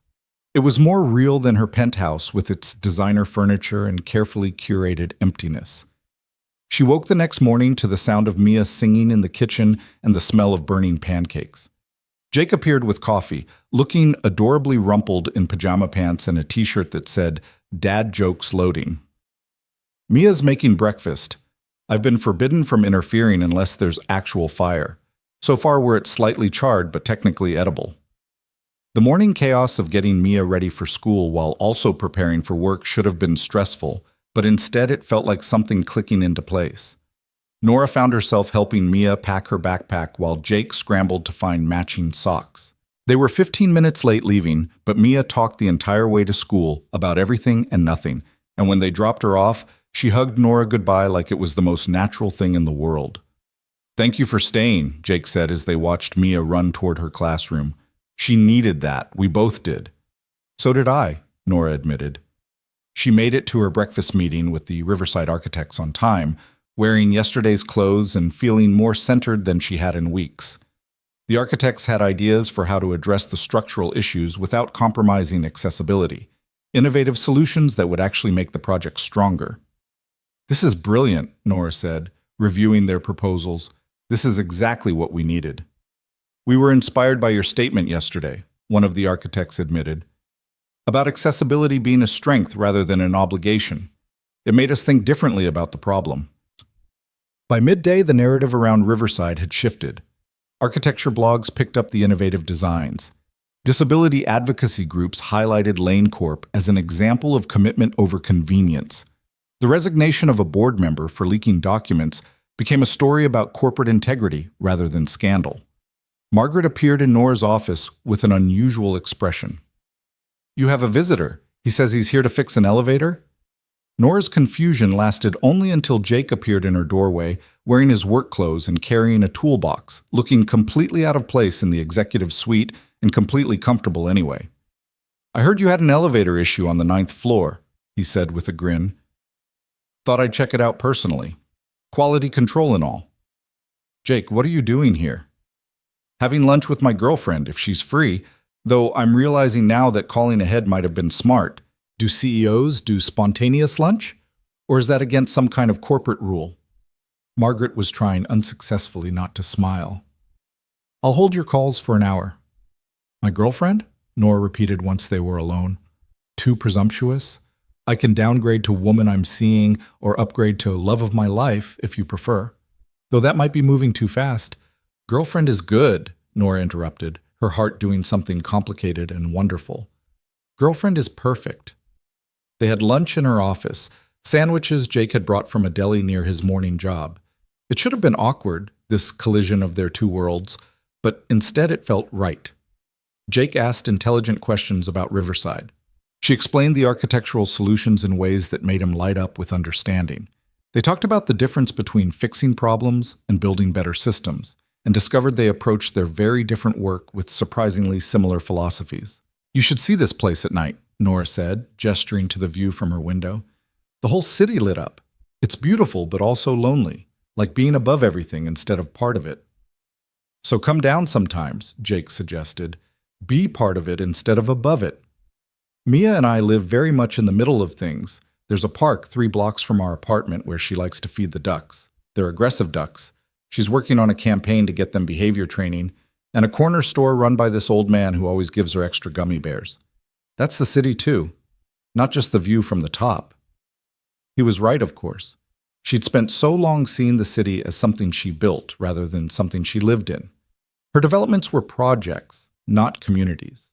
Her empire was abstract numbers rather than actual people's homes and workplaces. "Come to a site visit with me," she said impulsively. "Tomorrow, Riverside. I want you to see what we're building."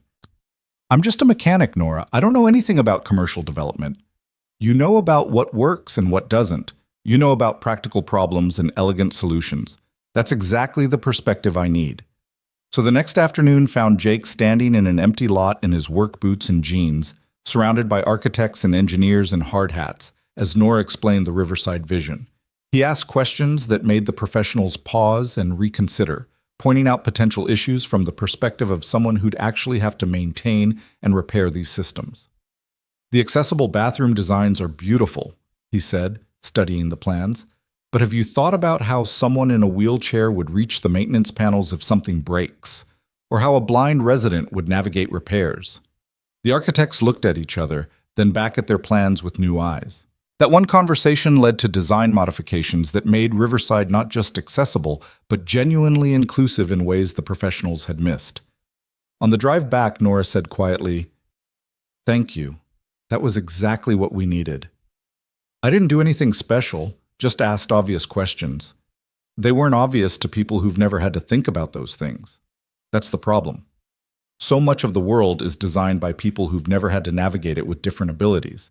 You brought a perspective that was missing." "Well, I'm glad I could help." He paused. "This project, what you're building here, it's going to change lives, Nora. You know that, right?" She did know, intellectually. But hearing it from Jake, seeing the sight through his eyes, made it feel more real, more urgent, more worth fighting for. The weeks that followed established a rhythm that defied logic but somehow worked. Nora managed Lane Corp during the day, fighting battles with remaining board members who questioned the Riverside investment. Jake fixed furnaces and wiring and stubborn plumbing across the city, and somehow, in the spaces between, they built something together. Mia became the unexpected bridge between their worlds. She'd video call Nora during homework time, asking for help with math that Nora was better equipped to explain. She'd show up at Lane Corp after school sometimes, doing homework in Nora's office, and charming every executive who stopped by. She treated Nora's wheelchair as completely unremarkable, sometimes using it as a chair herself when Nora transferred to the couch, completely at ease with the reality of disability in ways many adults never mastered. "You're good for him," Mia said one afternoon, matter-of-fact as always. They were alone in Nora's office, Jake having run downstairs to check on an elevator repair. "Daddy smiles more now. Real smiles, not the ones he does when he's trying to pretend everything's okay." "He's good for me too," Nora admitted. "Both of you are?" "Good. Because I like you, and it would be awkward if we didn't keep you." Mia said it casually, but her eyes were serious. "When Mommy died, I thought maybe we'd always be sad. But Daddy says people can be sad and happy at the same time. Like we miss Mommy, but we can still love other people. That's allowed." The simple wisdom of it made Nora's chest tight. "Your mom sounds like she was amazing, and I think she'd be really proud of the person you're becoming." "Daddy says that too." Mia returned to her homework, apparently considering the emotional conversation concluded. "Do you know what a denominator is? Because Miss Hendricks explained it, but I still don't understand, and Daddy just makes confused faces when I ask him." They worked on fractions until Jake returned, and Nora realized with startling clarity that this, helping a 9-year-old with homework in her corner office while her assistant fielded calls and the city sprawled below, was exactly where she wanted to be. Not despite the complexity, but because of it. That evening, Robert Chen called her at home. "Nora, I thought you should know.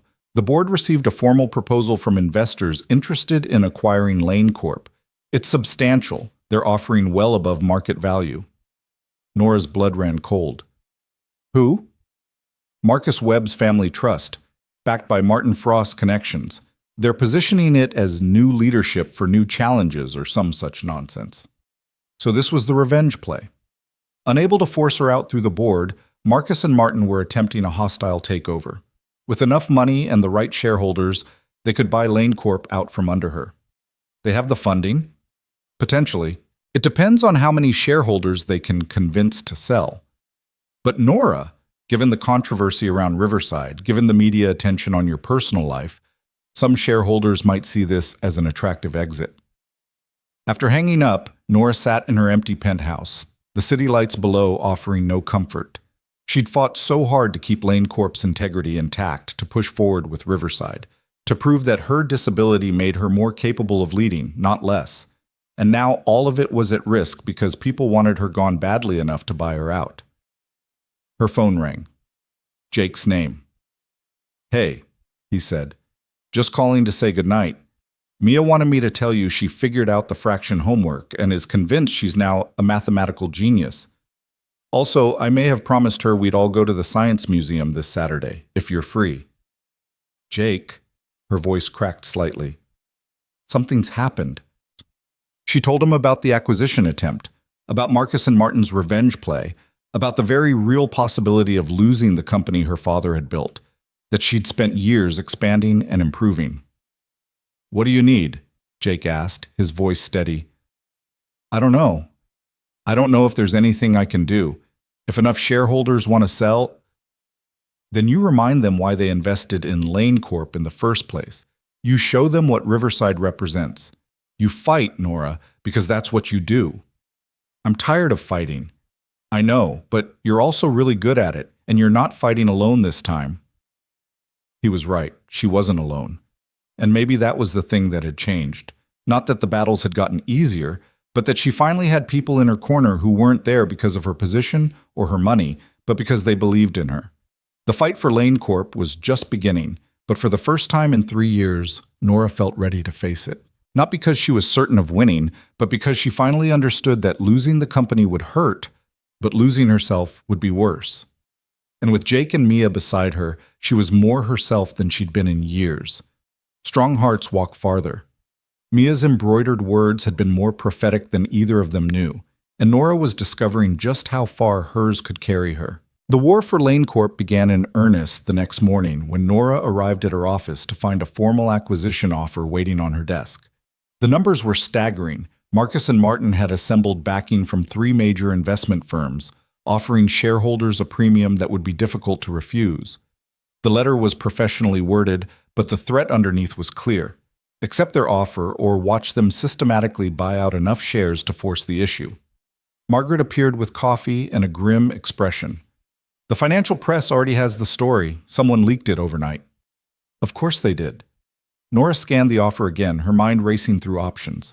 She owned 40% of Lane Corp, substantial, but not enough to prevent a takeover if other major shareholders decided to sell. "Get me a meeting with every board member who voted to support Riverside, and contact our major shareholders. I want to talk to each of them personally before Marcus and Martin do." "Nora, there are over 50 major shareholders. Then I'd better start now." What followed were 3 of the most exhausting weeks of Nora's life. She spent 12-hour days calling shareholders, meeting with board members, making presentations about Lane Corp's vision and the value of staying independent. Some conversations went well. Longtime investors who believed in the company's direction, who saw Riverside as innovative rather than risky. Others went poorly. Shareholders who saw Marcus's offer as a chance to cash out with significant profit, who didn't care about company vision as long as their returns were healthy. Through it all, Jake and Mia became her anchor to reality. Jake would show up at her office late at night with food he'd made or picked up, refusing to let her work through dinner. Mia would video call with updates about school and questions about whether Nora had remembered to eat lunch. Functioning as a 9-year-old accountability partner with surprising effectiveness. "You look tired," Mia observed one evening via video, her face scrunched in concern. "Daddy says you're working too much, and I agree. Working too much is bad for your brain." "Your dad is very wise," Nora said, rubbing her eyes, "but sometimes there are things that need extra work." "But not at the expense of your health," Jake's voice came from off-screen. "Tell her, Mia." "Not at the expense of your health," Mia repeated dutifully. "Also, we miss you. It's been 3 days since we saw you in person, and that's too long. Daddy won't admit it, but he keeps checking his phone to see if you've texted." "Mia!" Jake's protest was audible. "It's true. You check it like every 5 minutes. It's actually kind of sad." Despite her exhaustion, Nora laughed. "Tell your dad I miss him too. And I miss you. This weekend, I promise. We'll do something fun." "The Science Museum. You promised." "The Science Museum it is." But that weekend brought a new crisis.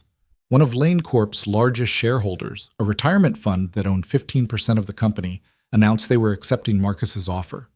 The news sent shockwaves through the business community and gave Marcus exactly the momentum he needed. Other shareholders started calling, asking whether Nora had a counter-strategy, whether staying with Lane Corp was still the smart investment. Saturday morning, instead of the Science Museum, Nora was in an emergency board meeting. Robert Chen had called it, gathering the remaining loyal board members to discuss options. "We need to make a counteroffer," Robert said bluntly. "Something that gives shareholders a reason to stay beyond company loyalty." "With what capital?" another board member asked. "We've invested heavily in Riverside. Our cash reserves are committed. Then we find investors who believe in our vision. We create an employee stock ownership plan. We get creative." Robert looked at Nora. "But ultimately, this decision is yours. You're still CEO. What do you want to do?" What did she want to do? Fight until Lane Corp was financially damaged from the battle? Or accept defeat, take Marcus's offer, walk away with her wealth intact but her vision compromised? Her phone buzzed. A text from Jake. "Mia's disappointed about the museum, but she understands. We're making a blanket fort and having a movie day if you want to join after your meeting. No pressure." Then another text, this one from Mia herself. "Daddy helped me spell this. We believe in you. Strong hearts, remember?" Nora looked up at the board members waiting for her decision. "We fight, not with a counteroffer that drains our resources, but with proof that Lane Corp under current leadership is worth more than Marcus's acquisition. We accelerate Riverside, move up the timeline, show tangible progress. We leverage the media attention I've been getting, positive and negative, to highlight what makes this company different." "That's a significant gamble," one board member said carefully. "If Riverside encounters any more setbacks, then we handle them. But I'm not surrendering my father's company to people who leaked documents and orchestrated a hostile takeover out of spite. We prove we're worth believing in." The vote was unanimous. By the time Nora left the office, it was 3 in the afternoon and she was running on coffee and determination. She should have gone home, should have rested, should have done a dozen responsible things. Instead, she found herself driving to Jake's apartment. Mia answered the door in pajamas despite the afternoon hour, her hair in 2 lopsided ponytails. "Nora, you came! We're building a blanket fort, but it keeps falling down because Daddy's not good at engineering." "I heard that," Jake called from inside. "And for the record, this blanket fort is a triumph of creative problem solving." Nora wheeled inside to find the living room transformed into a chaotic maze of blankets draped over furniture, held up by a combination of books, broom handles, and what appeared to be pure optimism. Jake emerged from under a particularly precarious section, his hair sticking up at odd angles. "Welcome to Fort Awesome," he said with a grin. "Please excuse the structural deficiencies. The chief engineer is 9, and the assistant engineer is better with electrical wiring than fabric architecture." "It's perfect," Nora said, and meant it. After hours of corporate warfare and strategic planning, this ridiculous blanket fort felt like exactly what she needed. "Did you win?" Mia asked, settling on the floor next to Nora's wheelchair. "The meeting thing? Did you beat the bad guys?" "I don't know yet. We have a plan, but whether it works, that's going to take time. Daddy says patience is hard but important. Also, that good things take longer than bad things, because doing stuff right is harder than doing stuff wrong. Mia paused. I'm paraphrasing. He said it with more words. Jake sat down on the couch, studying Nora's face. You look exhausted. When's the last time you slept? I slept. More than 4 hours? Sleep is overrated. That's what I said last month when I had 3 emergency repair calls in one night. You told me I was being ridiculous and needed to take care of myself, so I'm returning the favor. He was right, of course. Nora had barely slept in days, running on adrenaline and anxiety. But stopping felt dangerous, like if she paused for even a moment, everything would fall apart. I can't stop now. There's too much. There's always too much, Jake interrupted gently. But you're not going to save your company by running yourself into the ground. Trust me, I learned this lesson the hard way after Sarah died. I thought if I just worked hard enough, stayed busy enough, I could outrun the grief and the fear and all of it. All I did was exhaust myself and become less effective at everything. Mia nodded seriously. It's true. He made very bad macaroni during that time. Like, really bad.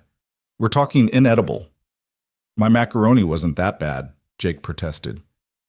Daddy, you forgot to add water. It was pasta-shaped rocks. Despite everything, Nora laughed. The image of Jake serving his daughter rocks for dinner, both of them trying to navigate grief in daily life, was both heartbreaking and somehow reassuring. They'd survived that. They'd figured it out. Maybe she could figure this out too. Okay, she conceded. Maybe I could use a break. Excellent, Mia jumped up. Movie time. We're watching something with talking animals because that's my fort, my rules. You can nap if you want. Daddy always naps during movies and pretends he was resting his eyes. They settled into the blanket fort, Nora transferring from her wheelchair to sit on cushions on the floor, Jake beside her, Mia stretched out in front of them. The movie was indeed about talking animals, something animated and cheerful that required zero mental energy. Halfway through, Nora felt her eyes growing heavy. She woke up 2 hours later, her head on Jake's shoulder, Mia asleep against her other side. The movie had long since ended, replaced by the quiet hum of the city outside. Jake was awake, his arm around her, reading something on his phone with his free hand. Hey, he said softly when he noticed she'd woken. Feel better? Yeah. Sorry, I didn't mean to fall asleep. Don't apologize. You needed it. He set down his phone. I was reading about the acquisition attempt. The business articles are, well, they're not great. A lot of speculation about whether you can pull this off. Honest assessment. Some people think you're fighting a losing battle. Others think Marcus and Martin are underestimating you. A few disability advocates are framing this as a test case for whether disabled leadership can survive corporate challenges. He paused. No pressure or anything? Nora carefully extracted herself from Mia without waking her. It shouldn't be a test case. It should just be a business decision. But everything about my leadership gets filtered through my disability. If I succeed, it's inspirational. If I fail, it's proof that being in a wheelchair makes me unfit to lead. That's not fair. No, it's not. But it's reality. She looked at Mia, sleeping peacefully, oblivious to adult complications. Sometimes I wonder if I'm being selfish, fighting this hard for Lane Corp when I could walk away, take the money, focus on other things, spend more time with you and Mia, have an actual life instead of just work. Jake was quiet for a long moment. Can I tell you something? And I don't want you to take this the wrong way. Okay? When Sarah was in the hospital in those final weeks, she made me promise something. She said, "Don't let my death become your excuse for not living." She was worried I'd use grief as a reason to shrink my life, to play it safe, to stop taking risks. His voice was rough with emotion. At the time, I thought she meant dating again, or pursuing dreams, or typical stuff. But I think she meant something bigger. She meant don't use tragedy, or fear, or difficulty as permission to become less than you're capable of being. What are you saying? I'm saying yes, you could walk away from Lane Corp, take Marcus's money, spend more time with us, have an easier life. And if that's genuinely what you want, I'll support you completely. But I don't think that is what you want. I think you want to fight for Riverside, for the kind of company Lane Corp could be under your leadership. for proving that your way of doing business with integrity and innovation and genuine care for accessibility is not just viable but valuable. But what if I fail? Then you fail, but at least you'll have tried. At least you won't spend the rest of your life wondering what would have happened if you'd fought harder. He took her hand. Mia and I will still be here either way. Win or lose, you're not going to lose us. That's not conditional on your success. The certainty in his voice made Nora's throat tight. She'd spent so long being valued for her achievements, her position, her company's performance. The idea that someone would stick around regardless, that Jake and Mia's affection wasn't tied to her winning this battle, was almost harder to accept than the acquisition threat. I'm not used to that, she admitted quietly. Unconditional anything. We'll get used to it, because Mia's already planning your birthday party in 6 months. She asked me when it was last week, and I'm pretty sure she's decided you're permanent, so unless you're planning to break a 9-year-old's heart, you're stuck with us. I can think of worse fates.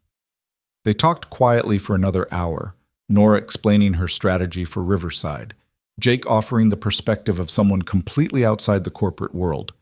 His questions were practical, about timelines and community impact, and whether the designs would actually work for real people. They were exactly the questions she needed to be asking. Sunday morning, Nora woke in Jake's apartment. She'd stayed in Mia's room while Mia bunked with Jake, to the sound of breakfast chaos and Mia's off-key singing. She joined them to find pancakes in progress, only slightly burned this time. "Success!" Mia announced. "I'm getting better. Daddy says by the time I'm 10, I'll be a master chef." "I said you'd be better at not setting off the smoke alarm," Jake corrected. "Master chef might be optimistic." They spent the morning at the park Mia had mentioned, the one with aggressive ducks and an old man who ran the corner store. Nora found herself relaxed in a way she rarely allowed, watching Mia chase ducks while Jake sat beside her on a bench, their hands linked. "This is what normal people do on Sundays," Jake observed. "Parks and ducks and no corporate warfare." "I'm not sure I remember how to be normal." "You're doing fine, though you did check your email 3 times in the last 10 minutes. Nora looked down at her phone, guilty. "Sorry, force of habit." "Don't apologize, just try to be here, fully here. Everything else can wait an hour." So Nora put her phone away and tried to be fully present. She watched Mia attempt to organize the ducks into a straight line, a futile effort the girl pursued with admirable determination. She listened to Jake talk about his plan to expand his repair business, maybe hire an apprentice, build something sustainable. She breathed in the autumn air and felt, for just a moment, like everything might actually be okay. That moment lasted until Monday morning, when the next crisis hit. A video surfaced online, footage from the café, but different from the original viral video. This one had been edited, manipulated to make it look like Jake had known about Nora's identity all along. The editing was clever, cutting together moments to suggest the whole thing had been staged for publicity. The caption read, "CEO uses fake blind date for disability sympathy, the real story." The video was everywhere within hours. News outlets picked it up. Social media exploded with theories. Suddenly, people who'd been supportive were questioning everything. Had the whole cafe incident been manufactured? Was Jake a paid actor? Was Nora exploiting disability rights movements for corporate gain? Margaret found Nora in her office, staring at her computer screen in disbelief. "It's fake, obviously, but people are believing it. How is this possible? Who would—" But Nora knew. Marcus. This had his fingerprints all over it. Unable to win through legitimate acquisition, he was resorting to character assassination. Her phone rang. Jake's name. "I'm seeing it," he said without preamble. "The video. People are calling me, asking for comments. One reporter showed up at a job site wanting to know how much you paid me to play your boyfriend." "Jake, I'm so sorry. I never meant for you to get dragged into this. I know you didn't, and I'm not worried about me. I'm worried about you and about Mia. She's going to hear about this at school. Kids talk, parents gossip. How do I explain to a 9-year-old that sometimes people lie to hurt other people?" Nora felt the weight of guilt settle onto her shoulders. This was exactly what she'd feared, that letting Jake and Mia into her life would expose them to the ugliness of her world. Maybe we should take a break. Just until this settles down. I don't want Mia to be hurt because of me." The silence on the other end of the line was heavy. When Jake finally spoke, his voice was careful. Is that what you want? To take a break? No, but I don't want to hurt your daughter. Nora, Mia's going to encounter ugliness in the world regardless. That's part of growing up, unfortunately. But running away from someone she cares about because things got difficult? That would hurt her more than any gossip. He paused. Unless you genuinely want distance, then that's different. But if you're suggesting a break because you think you're protecting us, that's not your call to make alone. He was right. Nora realized she'd been making the same mistake she always made, assuming she had to handle everything alone, that protecting people meant pushing them away rather than letting them stand beside her. I don't want distance, she admitted. I'm just scared. This is getting uglier than I anticipated. Then we deal with it together. Mia's tougher than you think. So am I. We've survived worse than some internet trolls and manipulated videos. That afternoon, Nora did something she'd never done before. She held a press conference, not to address business matters, but to address the video directly. Sitting, in front of dozens of reporters, she told the truth simply and clearly. The video circulating online is manipulated. Jake Turner and I met on a blind date arranged by people I thought were friends. We didn't know each other beforehand. What happened at that cafe was real, both the cruelty of the setup and the kindness Jake showed in response. Everything since then has been real too. I'm not going to dissect my personal life for public consumption, but I will say this. The people trying to discredit me are the same people attempting a hostile takeover of my company. This character assassination is part of a larger pattern of trying to remove me from leadership. I'm not going anywhere. The questions that followed were brutal, invasive, exactly what she'd expected. But Nora answered them with the same directness she'd brought to business decisions, refusing to be defensive or apologetic. Afterwards, Robert Chen pulled her aside. That was risky. Personal press conferences rarely end well. I'm tired of letting other people control the narrative. Let them see me defending myself and the people I care about. If that's risky, so be it. The press conference did exactly what she'd hoped. It shifted the conversation from speculation to fact. Tech experts analyzed the edited video and confirmed the manipulation. Journalists who'd been skeptical started questioning Marcus's tactics. And crucially, several major shareholders called to express their support, disturbed by the increasingly nasty campaign against her. But the real turning point came from an unexpected source. 3 days after her press conference, disability advocacy organizations across the country issued a joint statement. They'd been watching the acquisition battle, had analyzed both Lane Corp's track record on accessibility and Marcus Webb's history with disability issues. Their statement was unequivocal. Lane Corp, under Nora's leadership, represented meaningful progress on accessibility, while Marcus's business history showed consistent disregard for disability rights. They urged shareholders to reject the acquisition and called on the business community to recognize disability leadership as a strength rather than a liability. The statement was picked up by major news outlets. Prominent disabled activists went on television to discuss Nora's leadership. Viral social media threads highlighted the difference between performative inclusion and genuine accessibility in corporate culture. Within 48 hours, public opinion had shifted dramatically. Margaret appeared in Nora's office with actual good news for the first time in weeks. 3 major shareholders just called. They're rejecting Marcus's offer. They said, and I quote, "We'd rather invest in vision than vindictiveness." Nora felt something unclench in her chest.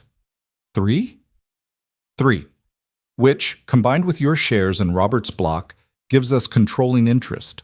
Marcus can keep trying, but unless he finds significantly more backing, the hostile takeover is effectively dead. For the first time since this battle began, Nora let herself believe she might actually win. Not just survive, but win. Keep Lane Corp. Push forward with Riverside. Prove that her way of leading was not just viable, but valuable. She called Jake immediately. We might have done it. We might have actually done it. That's amazing. See, I told you, strong hearts walk farther. Is Mia there? I want to tell her too. She's at school, but she's going to be thrilled. She's been very stressed about this in her 9-year-old way. She made you a support embroidery that says, "Winners never quit," but was worried about giving it to you in case you thought she was being presumptuous about the outcome. Tell her I want that embroidery immediately, and tell her, Nora paused, emotion suddenly catching in her throat. Tell her thank you for believing in me, both of you. I couldn't have done this without that. You could have, but we're glad you didn't have to. The final board meeting happened on a Friday afternoon. Marcus had requested permission to address the board one last time, a formality Nora couldn't refuse without seeming petty. She sat at the head of the table, Robert on her right, other loyal board members arrayed around her, and waited. Marcus entered with Martin at his side, both men wearing expressions that suggested they knew they'd lost but weren't ready to admit it. The presentation Marcus made was polished, professional, full of statistics about shareholder value and market position and growth potential under new leadership. When he finished, the room was silent. Then Nora spoke. That was an impressive presentation, Marcus. Professional, well-researched, exactly the kind of pitch that works in most boardrooms. But this isn't most boardrooms. This is Lane Corp, a company built by my father on principles that go beyond profit margins. Yes, we care about shareholder value, but we also care about community impact, about innovation that serves people rather than just enriching investors, about building things that last because they matter. She pulled up her own presentation, images of Riverside, testimonials from disability advocates, projections showing long-term value of accessible design. You asked shareholders to choose between vision and vindictiveness. They chose vision. You tried to paint me as too personally invested to lead objectively. They recognized that personal investment makes me more qualified, not less. You attempted to destroy my credibility with manipulated videos and character assassination. All you did was prove that your way of doing business, cutting corners, exploiting vulnerabilities, prioritizing short-term gain over long-term integrity, is exactly what Lane Corp stands against. Marcus's jaw tightened. This isn't over. Actually, it is. You don't have the shares, you don't have the support, and you don't have the moral authority to challenge Lane Corp's direction. Nora leaned forward. Here's what's going to happen now. You're going to withdraw your acquisition offer. You're going to issue a statement acknowledging that the edited video was created by parties associated with your campaign, and you're going to leave Lane Corp alone. In exchange, I won't pursue legal action for the document leak, the defamation, or the corporate espionage. That's, you can't, I can, and I am. You lost, Marcus. Accept it with whatever dignity you have left. The meeting ended with Marcus and Martin retreating, defeated. The remaining board members congratulated Nora, relief evident in their faces. Robert stayed after the others left. Your father would have been proud, he said quietly. Not just because you won, but because of how you won, with integrity intact. I had help, a lot of help. The best leaders always do. That evening, Nora drove directly to Jake's apartment, where she knew Mia would be waiting. The little girl answered the door, already jumping up and down. Daddy told me. You won. You beat the bad guys. We won, Nora corrected, pulling her into a hug. This was a team effort. They celebrated with pizza and sparkling cider that Mia insisted on calling champagne. Jake made a toast to strong hearts and stubborn determination and proving that sometimes the good guys actually do win. Mia made a toast to Nora for being awesome and also for helping me understand fractions. Nora made a toast to the two people who reminded me that work isn't everything and that sometimes the bravest thing you can do is let people love you. Later, after Mia was asleep, Jake and Nora sat on the balcony in comfortable silence. The city sprawled below them, lights flickering in windows where other people were living their own complicated lives. What happens now? Jake asked. You've saved your company. Riverside is moving forward. Marcus is defeated. What's the next challenge? Honestly, I'm looking forward to having fewer challenges for a while. Just running a company without constant crisis would be nice. Sounds boring. Sounds perfect. He took her hand. There is one challenge you haven't addressed, though. What's that? Mia's birthday is next month. She's planning something she's calling a friend-family party, which apparently means her school friends and also us, the family part. She's very nervous about asking if you'll come because she doesn't want to pressure you, but she really, really wants you there. The fact that Mia considered her family, that this 9-year-old was nervous about whether Nora would show up to her birthday party, made something shift in Nora's chest. This was it. The real commitment. The true integration of their lives. Not just dating Jake, but being part of Mia's life in a way that mattered. Of course I'll be there. I wouldn't miss it. Good. Because between you and me, she's already planned that you'll sit next to her dad at the table. She's very strategic about seating arrangements. I wonder where she gets that from. Complete mystery. They sat together as the evening deepened into night, talking about everything and nothing. Mia's birthday plans, Riverside's next phase, Jake's idea to hire an apprentice, small domestic conversations that felt more significant than any board meeting. At some point, Nora realized she'd been holding her breath for weeks, waiting for disaster, expecting everything to fall apart. But sitting here with Jake, in this modest apartment that had become more home than her penthouse, she finally let herself exhale. Let herself believe that maybe, just maybe, she could have both. The career that challenged her and the life that fulfilled her. "Thank you," she said quietly, "for not running. When things got ugly, when I gave you every reason to walk away, you stayed. Where else would I go?" Jake smiled. "Besides, Mia would never forgive me if I let you get away. She's already planning your future wedding in disturbing detail. Apparently there will be ducks involved. Don't ask me how, she hasn't explained that part yet." "Ducks?" "She's very committed to the duck theme. I've learned not to question her artistic vision." Nora laughed, the sound free and genuine in a way that felt like coming home. Whatever came next, Riverside's completion, Lane Corp's future, the ongoing work of proving that disabled leadership was valuable leadership, she would face it with these people beside her. Not behind her, not carrying her, but beside her as equals in the complicated business of building a life. Strong hearts walk farther. And Nora was discovering that the farthest distance wasn't measured in miles or achievements, but in the courage to be vulnerable, to accept help, to believe that she deserved love not for what she accomplished, but for who she was. She'd walked farther than she ever imagined possible. And she was just getting started. 6 months later, Nora stood at the entrance of what would soon be the Riverside Development's community center, watching construction crews put finishing touches on a building that had almost never existed. The space was flooded with morning light through floor-to-ceiling windows, the doorways wide enough for 2 wheelchairs to pass comfortably, the design elegant in its functionality. It was everything she'd envisioned and fought for, made real in steel and glass and determination. "Pretty incredible, isn't it?" Robert Chen had appeared beside her, his own hard hat slightly askew. 6 months ago, we weren't sure this project would survive. Now look at it. "Now look at it," Nora echoed, emotion thick in her voice. Riverside had become more than just a development. It was proof that accessible design could be beautiful, that inclusion could be profitable, that her vision for Lane Corp was not just idealistic dreaming, but practical reality. Margaret approached with her ever-present tablet. "The press is arriving for the preview tour. Mayor's office confirmed she'll be here. And Nora, Jake just texted. He and Mia are running late because apparently there was a wardrobe emergency that required 3 outfit changes."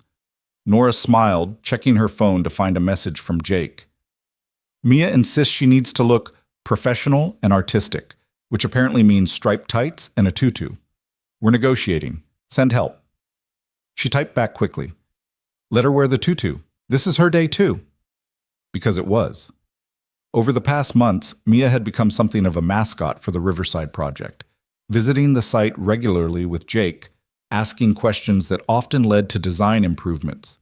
Her childlike perspective had forced the architects to think about things like, what if someone short needs to reach the buttons? And shouldn't there be fun colors, not just boring beige? The community center's children's area bore her influence in every bright, accessible, joyful detail. The preview tour began with journalists and city officials, all of them touring the model units with varying degrees of genuine interest and performative enthusiasm. Nora had given 1,000 presentations about Riverside, but this one felt different. This wasn't theoretical anymore. People could walk through the spaces, test the features, see how thoughtful design created independence rather than just accommodation. A reporter from the local disability advocacy magazine stopped her. "Ms. Lane, 6 months ago you were fighting for your company's survival. Now you're opening what some are calling the most innovative, accessible housing development in the country. How does it feel? Terrifying, Nora said honestly, and wonderful, and like the beginning rather than the end. Riverside proves what's possible, but there's so much more work to do. Every city should have developments like this. Every builder should think about accessibility from the start, not as an afterthought. Some critics have said you're using your own disability as a marketing tool. It was a question designed to provoke, but Nora had learned to navigate these waters. I'm using my experience to inform better design. There's a difference. I've lived in spaces that weren't built for me, that made daily life unnecessarily difficult. I don't want anyone else to have that experience if I can prevent it. If that's using my disability as a marketing tool, then yes, I'm absolutely doing that. The reporter smiled, genuine rather than adversarial. For what it's worth, I think you're changing how people think about accessible design, making it aspirational rather than obligatory. After the official tour ended, Nora found Jake and Mia in the children's area.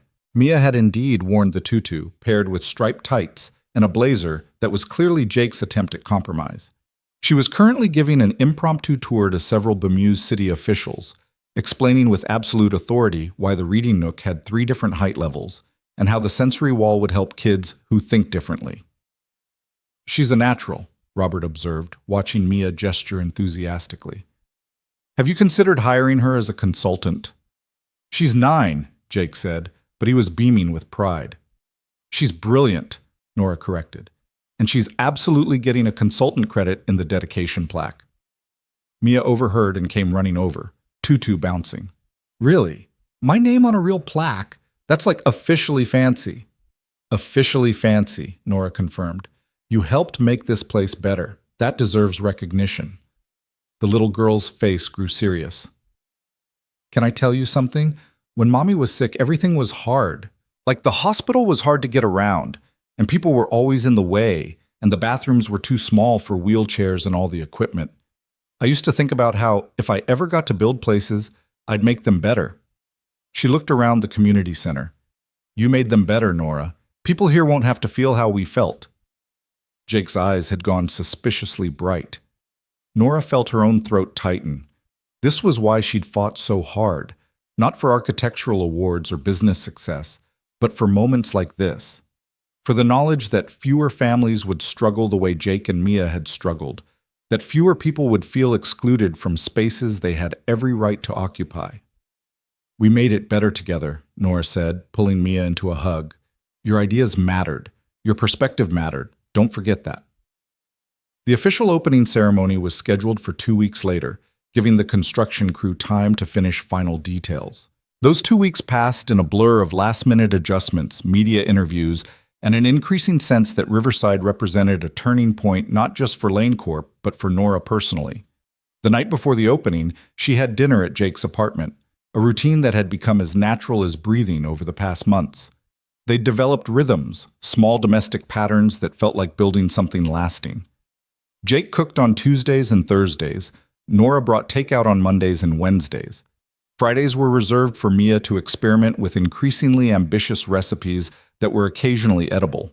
Weekends belonged to all 3 of them, museums and parks, and the comfortable chaos of becoming a family without ever formally discussing it. Nervous about tomorrow? Jake asked as they cleaned up after dinner. Mia was in her room, supposedly doing homework, but more likely working on the speech she'd written for the opening ceremony, despite no one asking her to write a speech. Terrified, Nora admitted. What if something goes wrong? What if people don't show up? What if the press focuses on the cost instead of the innovation? Then we deal with it. Jake dried his hands and turned to face her. But Nora, you need to let yourself enjoy this. You won. You saved your company, built something meaningful, proved everyone who doubted you completely wrong. Tomorrow is celebration, not crisis management. I'm not good at celebrating. I've noticed. Which is why I'm making it my personal mission to teach you. He pulled her closer, his hands on her wheelchair's armrests, bringing them eye to eye. You've spent so long fighting that you've forgotten how to rest, how to acknowledge victories, how to just be happy without waiting for the other shoe to drop. But what if the other shoe does drop? Then we'll deal with it when it happens. But tonight, right now, in this kitchen with leftover pasta sauce on my shirt, and our daughter probably writing a novel instead of doing her social studies homework, right now, everything is okay. Can you just be here in that? Our daughter. Jake had said it casually, naturally, as if Mia belonging to both of them was simply a fact rather than something they'd carefully negotiated over months. The words settled into Nora's chest like warmth spreading, like coming home. Yeah, she said softly. I can be here in that. He kissed her then, gentle and familiar, tasting like the wine they'd had with dinner and the promise of ordinary evenings stretching into the future. When they pulled apart, Mia was standing in the doorway with an expression of exaggerated disgust. Ugh, gross. I literally turned around for 2 seconds. But she was grinning. Also, I finished my speech for tomorrow and it's really good. Do you want to hear it? Absolutely, Nora said.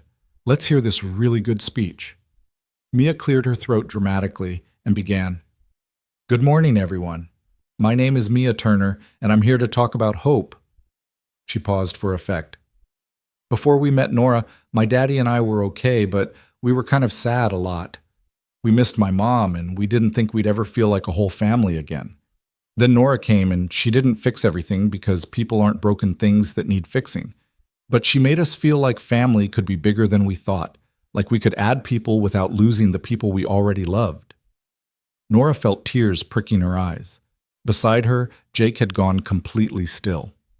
Mia continued, warming to her theme. Riverside is kind of like that too. It's not fixing broken people. It's making space for everyone to live good lives, to have homes and communities and all the stuff everyone deserves. My mom used to say that the world is only as good as how we treat people who need help. Nora's making the world better. And also she's really good at math and lets me do homework at her office and brings me snacks. So basically, she's pretty much perfect. I'm not reading that tomorrow, Jake said, his voice rough. I'll cry in front of the entire city. Daddy, you cry at commercials. You're going to cry anyway. Mia looked at Nora anxiously. Is it too much? Daddy said I should keep it professional, but I think emotions are professional. Emotions are just truth with feelings attached. It's perfect, Nora managed. Absolutely perfect. And yes, you're reading it tomorrow. Really? Mia's face lit up. Even the part where I called you perfect? Especially that part. The opening ceremony dawned bright and clear, the kind of spring morning that felt like the universe cooperating with human plans. Nora arrived early, wheeling through Riverside's main plaza where hundreds of chairs were arranged facing a temporary stage. The plaza itself was a marvel, completely accessible, with varied seating heights, sensory-friendly quiet zones, and wayfinding that worked for people with different abilities. It wasn't perfect, nothing ever was, but it was so much better than anything that had come before. Margaret found her near the stage. Press is already here.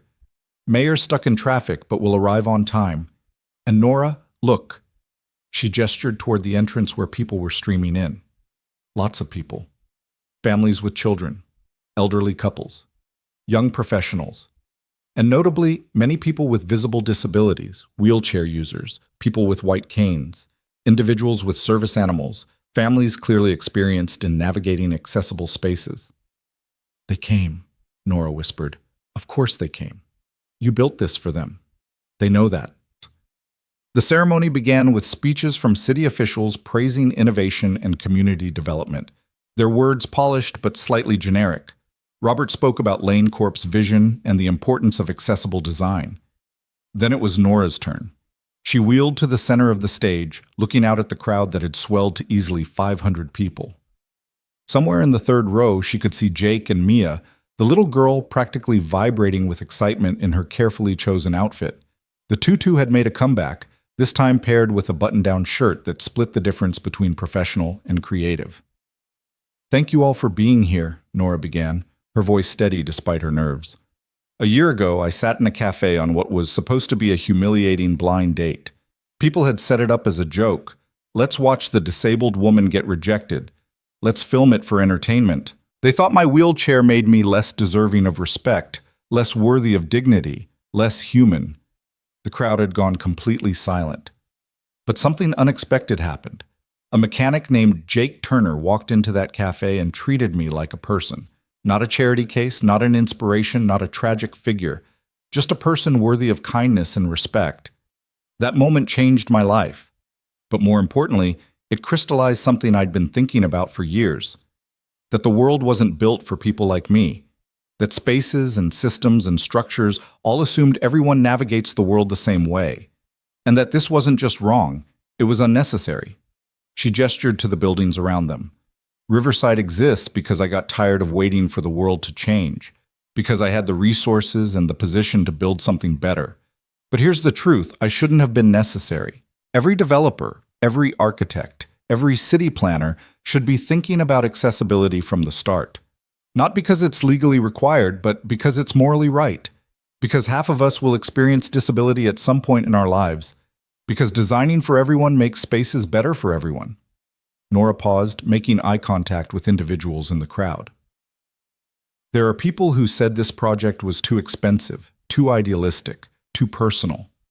That my own disability made me biased, incapable of objective decision-making. To them I say, you're right, I am biased. I'm biased toward dignity, toward independence, toward the radical idea that everyone deserves to live in spaces that work for them. If that disqualifies me from leadership, then our priorities are profoundly wrong. The applause started slowly, then built to something overwhelming. Nora looked at Jake, who was indeed crying, not even bothering to hide it. Mia was standing on her chair, clapping with her whole body, her face split in a huge grin. But I didn't build Riverside alone, Nora continued once the applause died down. It took architects willing to think differently, construction workers who cared about getting details right, board members who believed in vision over profit margins. And it took a 9-year-old girl named Mia who asked questions that professionals had never considered. Mia, would you like to share some words? Mia practically launched herself onto the stage, grabbing the microphone with confidence that belied her age. Hi, I'm Mia, and I helped make this place awesome. The crowd laughed, charmed immediately. My mom died when I was 5, Mia said, her voice suddenly more serious. And after that, everything was hard. Not just the sad stuff, but regular stuff too. Like hospitals and buildings and places that weren't made for when life gets complicated. I used to think that was just how things were. That some people got easy and some people got hard and you just dealt with it. She looked at Nora. But Nora taught me that hard doesn't have to be harder than it needs to be. That we can build things that work for everyone. That including people isn't a favor. It's just right. Riverside is what happens when people care about doing things right instead of just doing things cheap or easy or the way they've always been done. Mia held up a piece of embroidery, one Nora hadn't seen before. The word stitched across it read, "Build bridges, not barriers." I made this for Riverside, Mia explained, because that's what this place is. It's a bridge between how things were and how they could be. Between people who usually get left out and people who usually get included, between being different and being welcome. She handed the embroidery to Nora with a bow that was half formal, half theatrical, completely Mia. The crowd erupted in applause again, this time mixed with laughter and more than a few visible tears. The rest of the ceremony passed in a blur, the ribbon cutting, the tours through model apartments, the endless photographs and interviews. But what Nora would remember most was the moment after the official events ended, when residents began arriving to move into their new homes. She watched a woman in a wheelchair wheel into her ground-floor apartment, tears streaming down her face as she realized she could access every room independently. Watched a blind man run his hands along the tactile wayfinding system, his expression transforming from concentration to joy as he understood how it worked. Watched an elderly couple slowly walking the halls, the husband using a walker, both of them marveling at doorways wide enough to pass through together. "You did this," Jake said quietly, appearing beside her. "All of these people. You changed their lives." "We did this," Nora corrected. You, me, Mia, everyone who believed this mattered." A reporter approached for one final interview, this one for a national disability rights magazine. "Miss Lane, what's next? After Riverside, what's the next project?" Nora looked at Jake and Mia, at the families moving into their new homes, at the city stretching out beyond Riverside's boundaries. "Everything," she said simply. "Every Lane Corp development from now on will incorporate these principles. And I'm working with other developers, sharing our research, proving this is profitable as well as right. Riverside isn't the end goal. It's the template. Some people are calling you the face of accessible development. I don't want to be the face of anything. I want to be one person in a much larger movement. I want to be unnecessary because everyone is already thinking about accessibility, already building better. She smiled. But until that happens, yes, I'll keep pushing, keep building, keep proving this matters. As the sun set over Riverside that evening, painting the new buildings in shades of orange and gold, Nora found herself on a bench in the central plaza. Mia was playing on the accessible playground equipment, her tutu flying as she spun on a wheelchair-accessible merry-go-round. Jake sat beside Nora, their hands linked, both of them watching the little girl who'd become the center of their unexpected family. "Do you remember," Jake said quietly, "that first day in the café, when you said you just wanted to feel normal?" "Yeah." "Do you feel normal now?" Nora considered the question. Normal had been her goal once, to be seen as just another person rather than as her disability first. But somewhere along the way, normal had stopped being the point. She'd stopped trying to minimize her wheelchair, stopped apologizing for needing accommodations, stopped letting other people's discomfort dictate her comfort. "No," she said finally. "I don't feel normal. I feel like myself, fully, completely myself. And I think that's better than normal." Jake squeezed her hand. "Much better." Mia ran over, breathless and happy. "Can we go get ice cream to celebrate? Also because I'm hungry and ice cream is both celebratory and nutritious according to my very scientific research." "Ice cream is nutritious now?" Jake asked skeptically. "Calcium, for bones. Science, Daddy. You can't argue with science." They ended up at Mia's favorite ice cream shop, the three of them crammed into a booth clearly designed for people without wheelchairs. Nora had transferred to the bench seat, her wheelchair folded and tucked to the side, and they ate ice cream while Mia narrated every detail of the day with the intensity of someone who'd been taking mental notes. "And did you see Mrs. Patterson crying when she saw her apartment? She told me it's the first place she's lived in 20 years where she can reach the kitchen cabinets. 20 years. That's like twice my entire life." Mia paused between bites. "Also, that reporter asked if I wanted to be an architect when I grow up, but I told her I'm going to be a professional embroiderer/humanitarian. She seemed impressed." "As she should be," Nora said solemnly. "That's a very specific career path. I believe in specialization." Mia had gotten chocolate ice cream on her nose. "Daddy, can Nora come live with us? Like, officially? Because she basically already lives with us, except her clothes are at the wrong house, and that seems inefficient." The question hung in the air, unexpected and enormous. Jake's eyes met Nora's over Mia's head, a silent conversation passing between them. They'd been dancing around this for months, spending more nights together than apart, keeping clothes at each other's places, functioning as a family unit without officially defining it as one. "Mia," Jake started carefully, "that's a big decision. It's not just about efficiency. I know it's big. That's why I'm asking instead of just deciding, because I'm 9, not in charge. But I think we should be a real family, don't you?" She looked between them with heartbreaking hope. "We love Nora. She loves us. We're happy together. Isn't that what family is?" Out of the mouths of babes, Nora thought. This 9-year-old had cut through months of adult hesitation with pure, simple logic. "Yes," Nora said, her voice catching slightly. "That's exactly what family is." "So?" Mia pressed. "Is that a yes? Are you moving in?" Nora looked at Jake. "Is that an option? Are you asking?" "I mean, I had planned to ask more romantically, maybe with candles or a sunset, or at least without chocolate ice cream on everyone's face." Jake was smiling, though, his eyes bright. "But yes, that's what I'm asking. Move in with us. Make it official. Be part of this weird, wonderful family we're building." "Your apartment is tiny," Nora pointed out. "My wheelchair barely fits. So we find a bigger place. There's one that works for all of us." Jake reached across the table, taking her hand. "I know your penthouse is beautiful and expensive and has an amazing view. But Nora, home isn't about the view. It's about the people.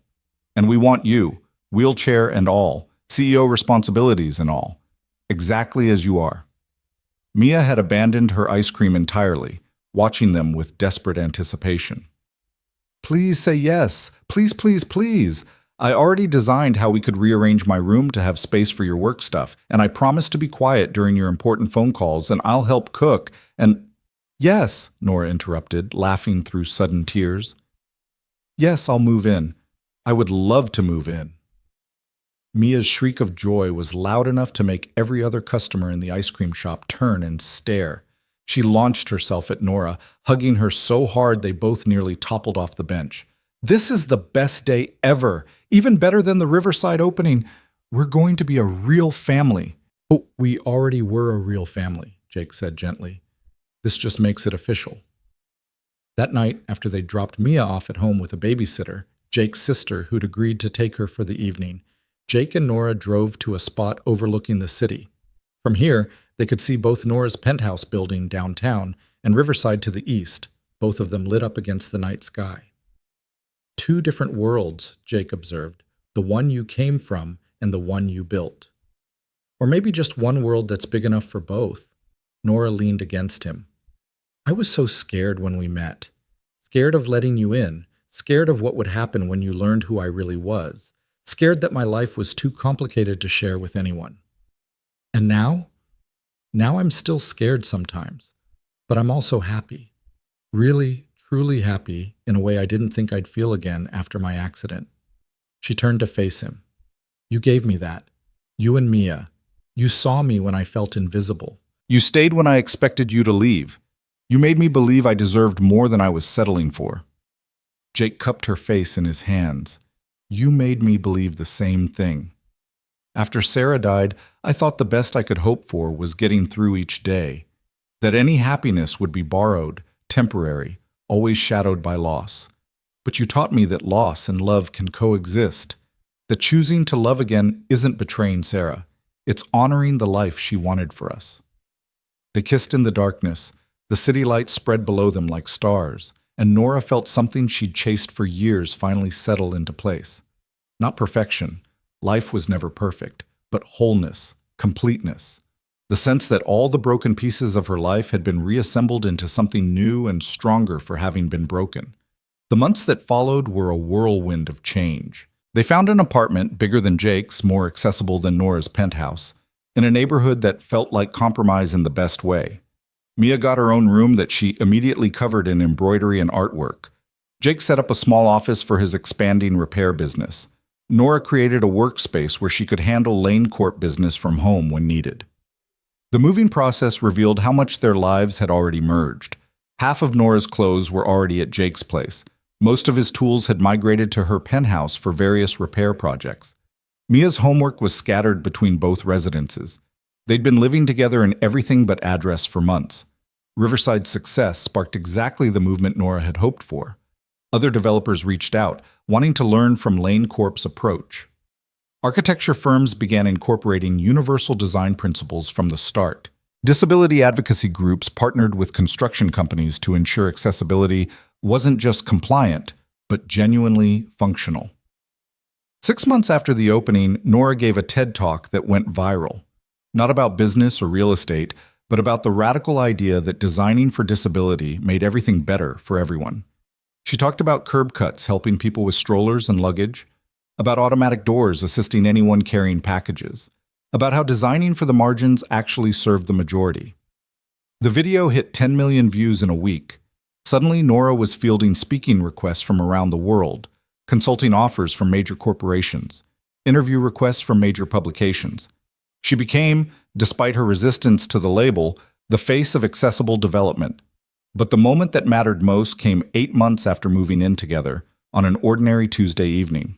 Nora was making dinner. Her cooking had improved significantly under Jake and Mia's tutelage when Mia came home from school looking unusually serious. We had career day, she announced, dropping her backpack by the door. Everyone's parents came to talk about their jobs. Oh no, Jake said. I forgot to sign up. Mia, I'm so sorry. It's okay. Nora came instead. Nora looked up from the stove, confused. I didn't go to your school today. I know. But when it was my turn to talk about my family's jobs, I talked about you. about Lane Corp and Riverside, and how you changed the world by caring about people everyone else forgot about. Mia pulled a paper from her backpack, an assignment with a gold star at the top. I wrote about how my family is made of different parts, but we fit together perfectly. How Daddy fixes things that are broken, you build things that work better, and I'm learning from both of you how to make the world less broken. The essay was titled My Family and filled an entire page in Mia's careful handwriting. Nora read through tears, each sentence revealing how deeply this child understood what they'd built together. "You called me part of your family," Nora said, her voice thick. "Well, yeah. You live with us. You help with homework. You come to my school plays and doctor appointments and boring stuff. That's what family does." Mia paused. "Unless you don't want to be family, I just assumed—" "No, I want to be family. Nora pulled her into a hug. "I didn't know if you thought of me that way, as really part of the family, not just your dad's girlfriend." "Nora, you're way more than Daddy's girlfriend. You're my other parent, the one who showed up after Mommy left, not to replace her, because nobody could, but to be someone new who loves me anyway." Mia pulled back, suddenly looking much older than 10. "Is that okay, that I think of you that way?" "That's more than okay," Nora managed. That's everything." That night, after Mia was asleep, Nora and Jake sat on their small balcony overlooking the neighborhood that had become home. It wasn't as grand as her penthouse view, but it was real. People walking dogs, neighbors calling goodnight to each other, the sounds of life being lived in close proximity. "She called me her parent," Nora said, still processing. "She's been thinking of you that way for months. I should have warned you she might say something." Jake took her hand. "If it's too much, if you're not ready for that level of commitment, I'm ready." Nora turned to face him. "I'm more ready than I've ever been for anything. Jake, I want this. All of it. The daily chaos of raising a kid, the boring domestic routine, the complications of blending our lives completely. I want to be Mia's parent officially. I want to adopt her, if that's something you'd consider. I want to make this family legal and permanent and real in every possible way." Jake was quiet for a long moment, his eyes suspiciously bright in the dim light.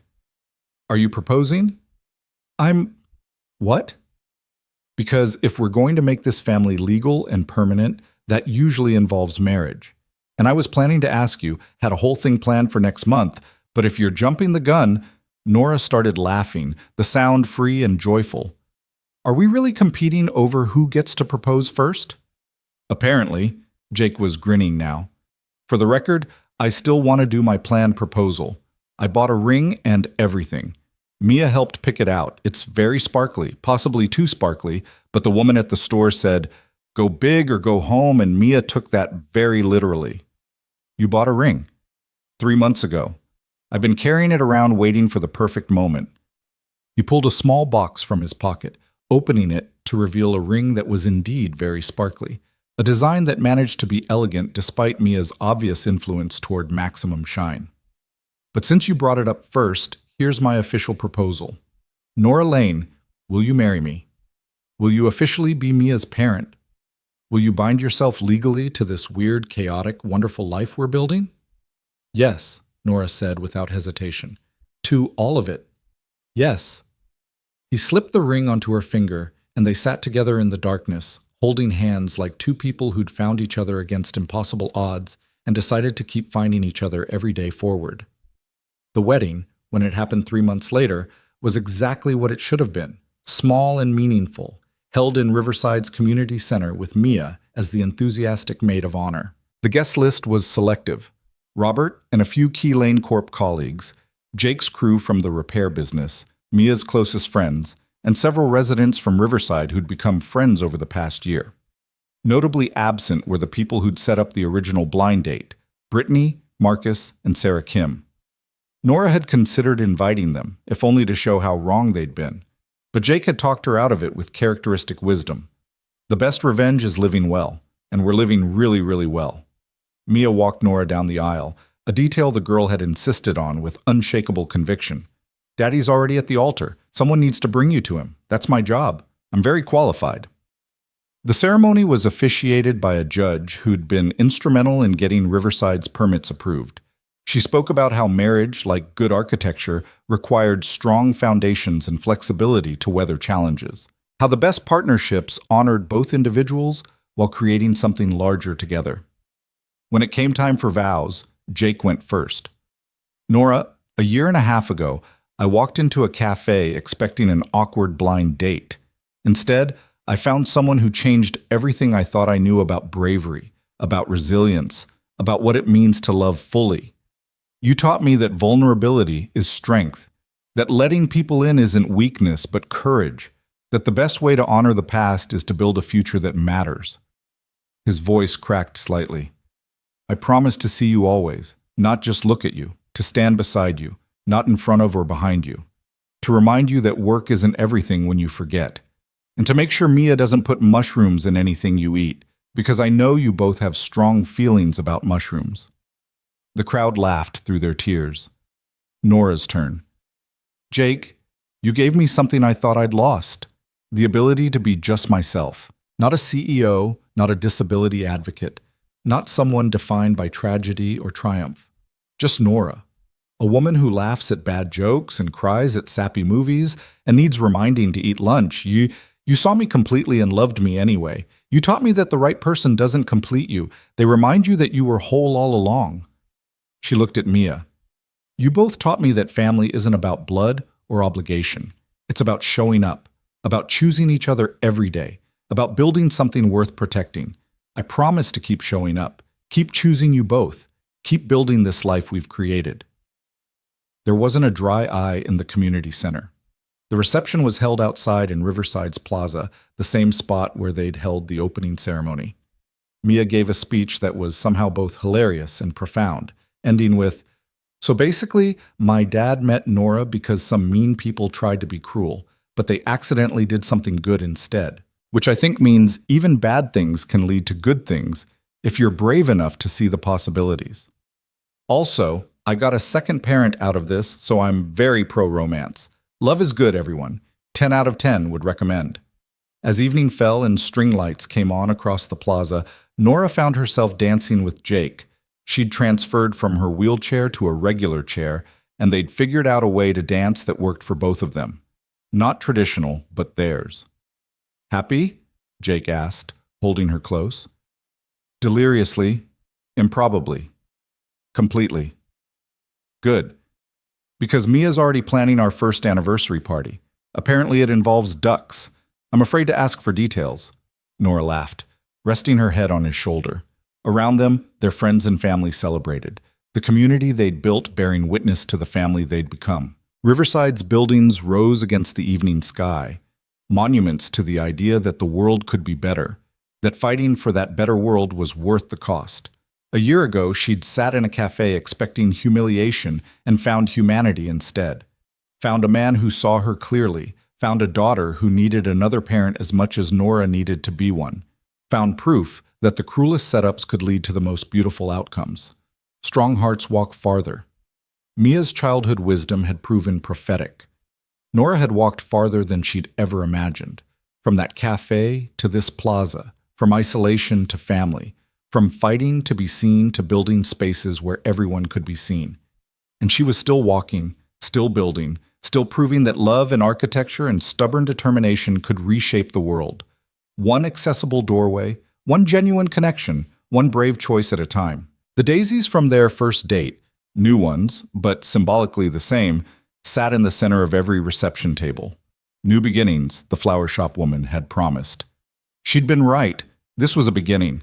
Not the end of Nora's story, but a chapter that proved the best beginnings often come disguised as endings, and the cruelest pranks sometimes lead to the most profound transformations. As the celebration continued into the night, Mia started a conga line that somehow became a disability-accessible group dance where everyone participated regardless of how they moved through the world. It was chaotic and joyful and perfectly imperfect, exactly like the life Nora had built. She caught Jake's eye across the plaza. He was laughing at something Robert had said, but he met her gaze and mouthed, "I love you." She mouthed it back, this simple declaration that had become their foundation. The cafe video that had started everything was still online, still circulating occasionally when people wanted to share stories about unexpected kindness. But it no longer defined her. It was simply one moment in a much larger story. A story about a woman who refused to let cruelty diminish her, who built accessibility into the foundation of everything she created, who learned that the strongest hearts aren't the ones that never break, but the ones brave enough to stay open even after breaking. Nora Lane had walked farther than anyone expected, especially herself. And with Jake's hand in hers and Mia's laughter ringing through the plaza, she knew the journey was just beginning. Sometimes the best revenge isn't revenge at all. Sometimes it's simply living so fully, loving so openly, and building so persistently that the people who tried to break you become irrelevant footnotes in a story much bigger than their cruelty. This was that story. And it was far from over.